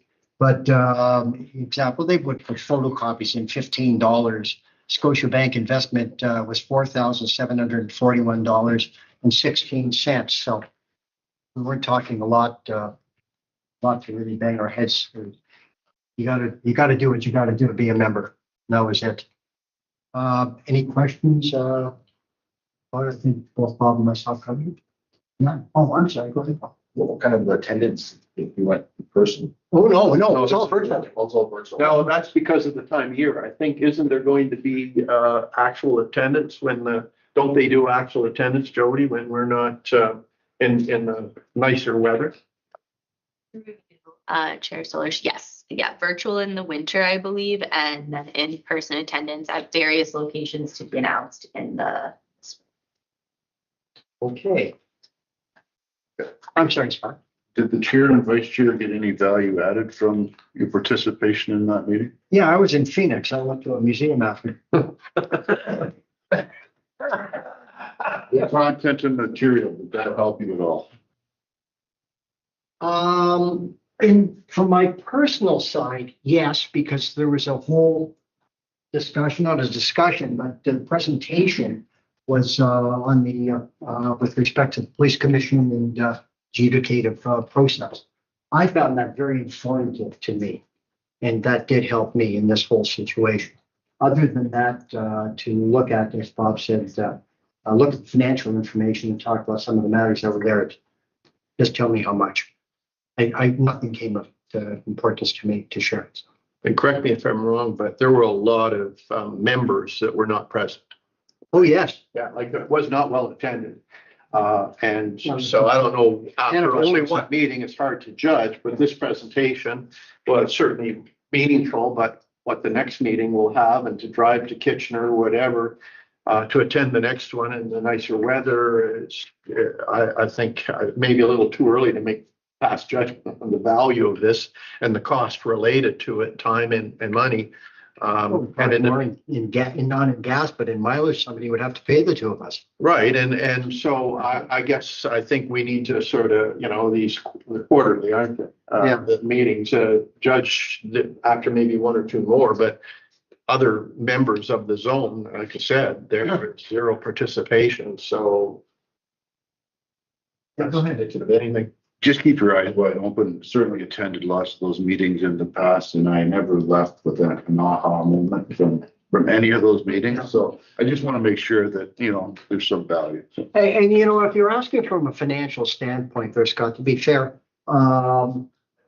Jody and I were talking about, and I mentioned also to the detachment commander, our agenda meetings that we have a week before these meetings, we're likely going to move them virtual. One of the reasons is, why pay my mileage come down to a 30-minute meeting to go all the way back up? Why don't we just do it virtually? So we've got our eye on the checkbook also at the same time. Okay. I'm not sure that was in your thoughts, but I think it should be. No. Yeah, there's always that side. There's that side of it too. I'm not going to Kitchener for a meeting about 16 cents in photocopy fee or anything like that. So. But, member McLean has also been down to, I'm not sure if his experience has been different than mine, but these zone meetings have been going on for a long time. I mean, and one would be in Oksana, one would be in Waterloo, one would be Kitchener. No, what was that? It's this year for anyway. Helma.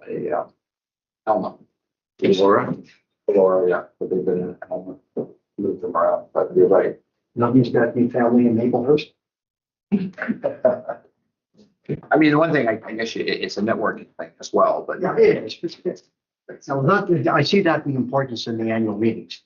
That's a different one. Okay, there is my summary of the whole thing and the vice chair's summary. But let's move to the next thing here.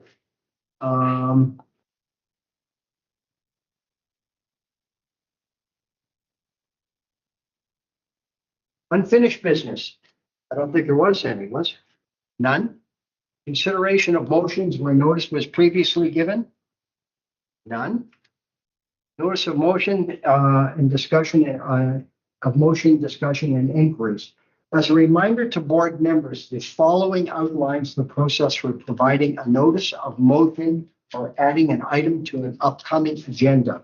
Board members who wish to bring forward a new item for consideration must provide a notice of motion or notice of discussion to the board administrator in advance of the meeting.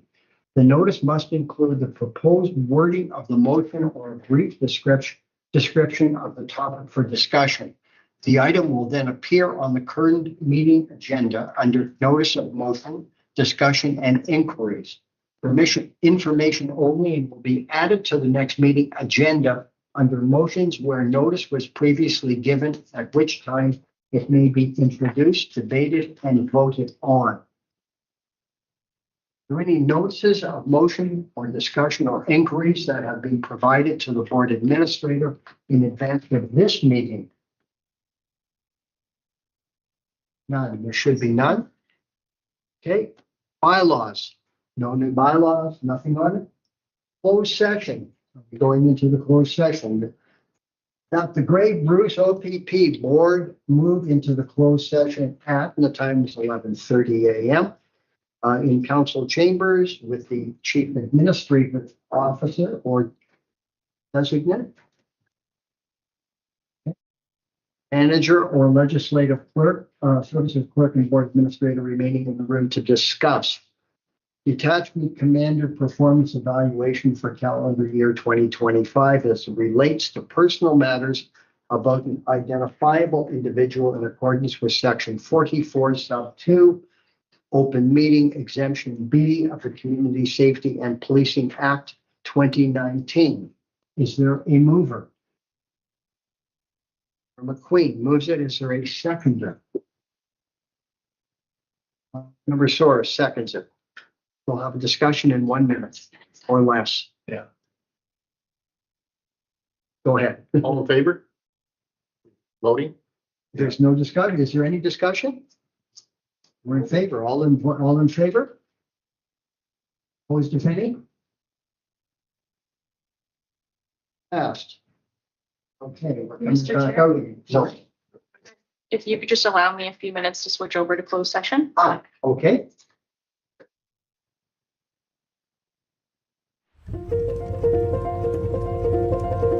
Georgian Bluff has a lot of activities to do. It's really nature driven, and it's like the community is very nice, very friendly. And a lot of the locals come here every single day and they think of it as their therapy. We're the Farouk family. We started farm on the lake, and the community, everybody around it, the support structure, the township has actually made us to who we are today. And now that we have this set up, this whole operation is well received by the community.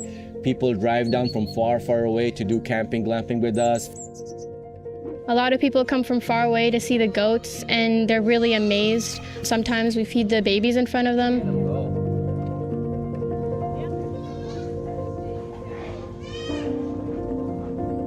When we think about Georgian Bluffs, it's really the Reiki forest bathing that comes to my mind. I'm a Reiki master teacher, and we were looking to bring our people for a retreat, and this property just popped up, and we realized that behind it's a beautiful forest. Every time we are driving up, I feel so relaxed. The air is amazing. If you're an outdoor enthusiast, there's never-ending things to do. There's the hiking all over through the escarpment. There's the bay, the water, if you're into water sports or sailing. And of course, pickleball is growing fast, and it's all over the place right now. So there's lots to do.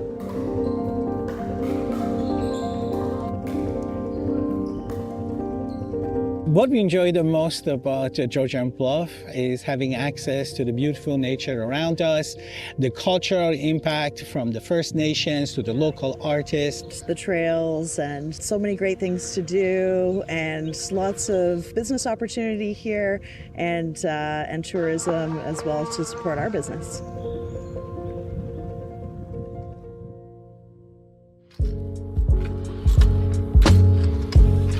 First off, what I love about the area is the scenery. It's absolutely beautiful. Like, it's right in the name of the municipality, the Bluffs. Another thing too that I noticed from living through here is all the small communities throughout Georgian Bluffs. They're very unique, and they might be very small, but we're very big with heart. Everybody looks out for each other, takes care of each other, and just the way locals support locals. So the ability to have a local business and prosper is very apparent here in Georgian Bluffs. People are more genuine here. People are more sincere. They're kind. They know the word please and thank you. It's the way life used to be. It's more simpler. You feel like you're part of something. The township of Georgian Bluffs as a municipality is proud to serve residents, whether it be looking after infrastructure, looking after our roads, grading our gravel roads, looking after our parks, our trails, our ice arena, providing the services that residents rely on every single day when they come to our township offices. I'm proud to lead a team which is here serving the residents of Georgian Bluffs every single day.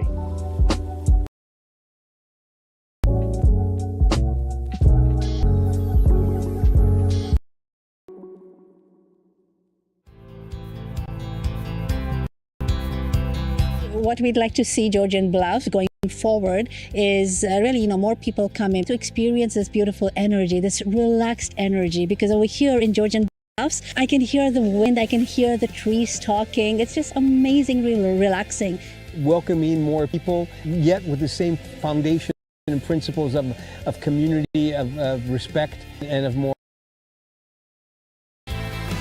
It would be great to continue to support, nature and the beauty that we have here, and to keep our area clean and beautiful.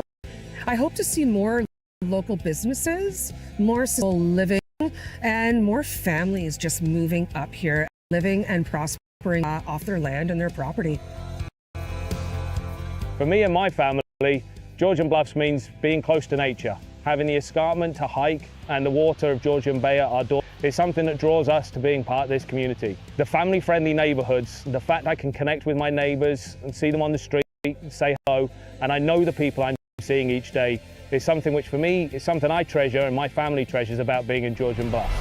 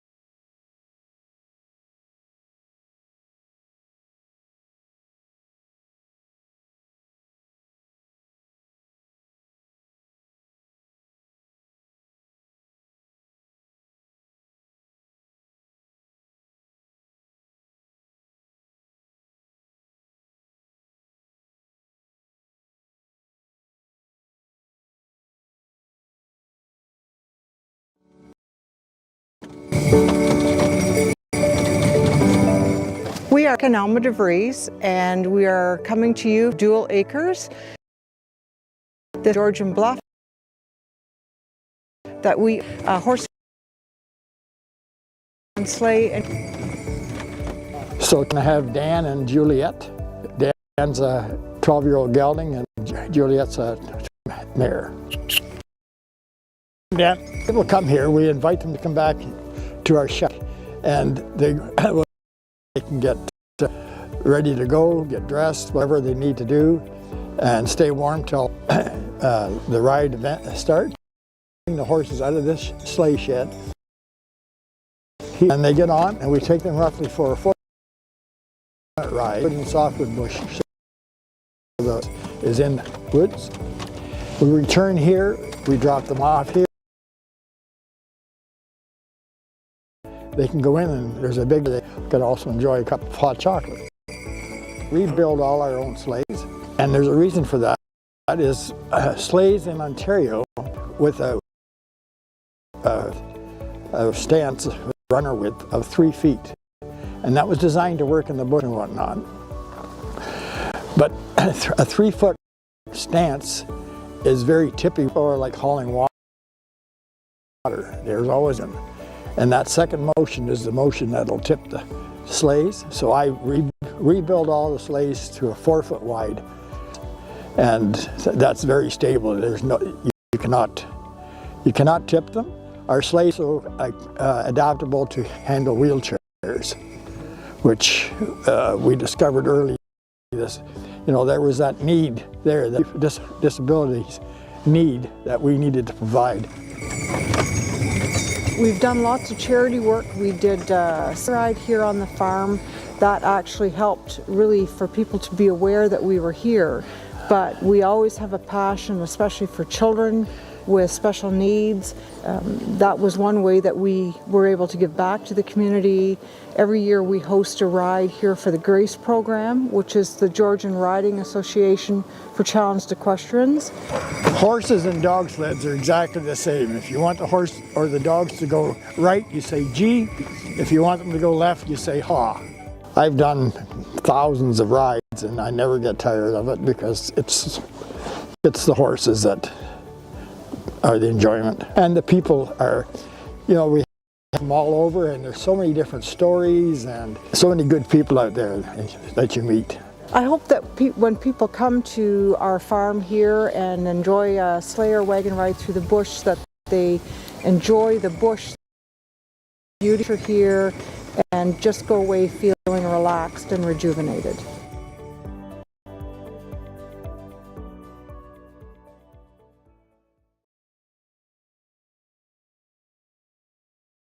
Welcome Package is a tool that was developed by GB Committee Community. A tool that was supposed to be municipalities to share information with new residents, specifically immigrants, to their communities in a consistent way across Grey and Bruce counties. And what's great about it is it's actually translated into multiple different languages. As my own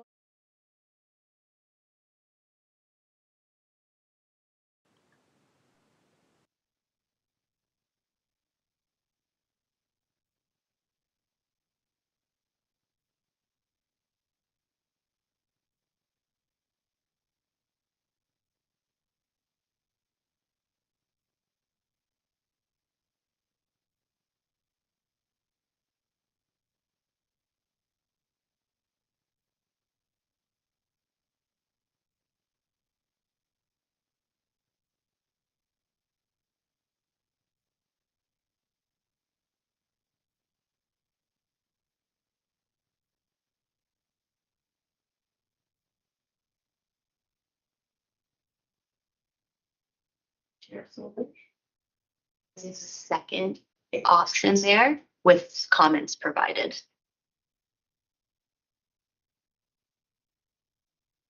That the Grey Goose OPP Detachment Board went into closed session. The meeting exemption B, section 44(2) of the Community Safety and Policing Act 2019, to receive and provide comments to the detachment command and performance evaluation for the calendar year 2025. No further action was taken. Our next regular meeting is 24th of February at 9 a.m. We have a mover. Member Soros moves it. Seconder. Member Martin. In favor? Opposed, if any? None. Adjourned.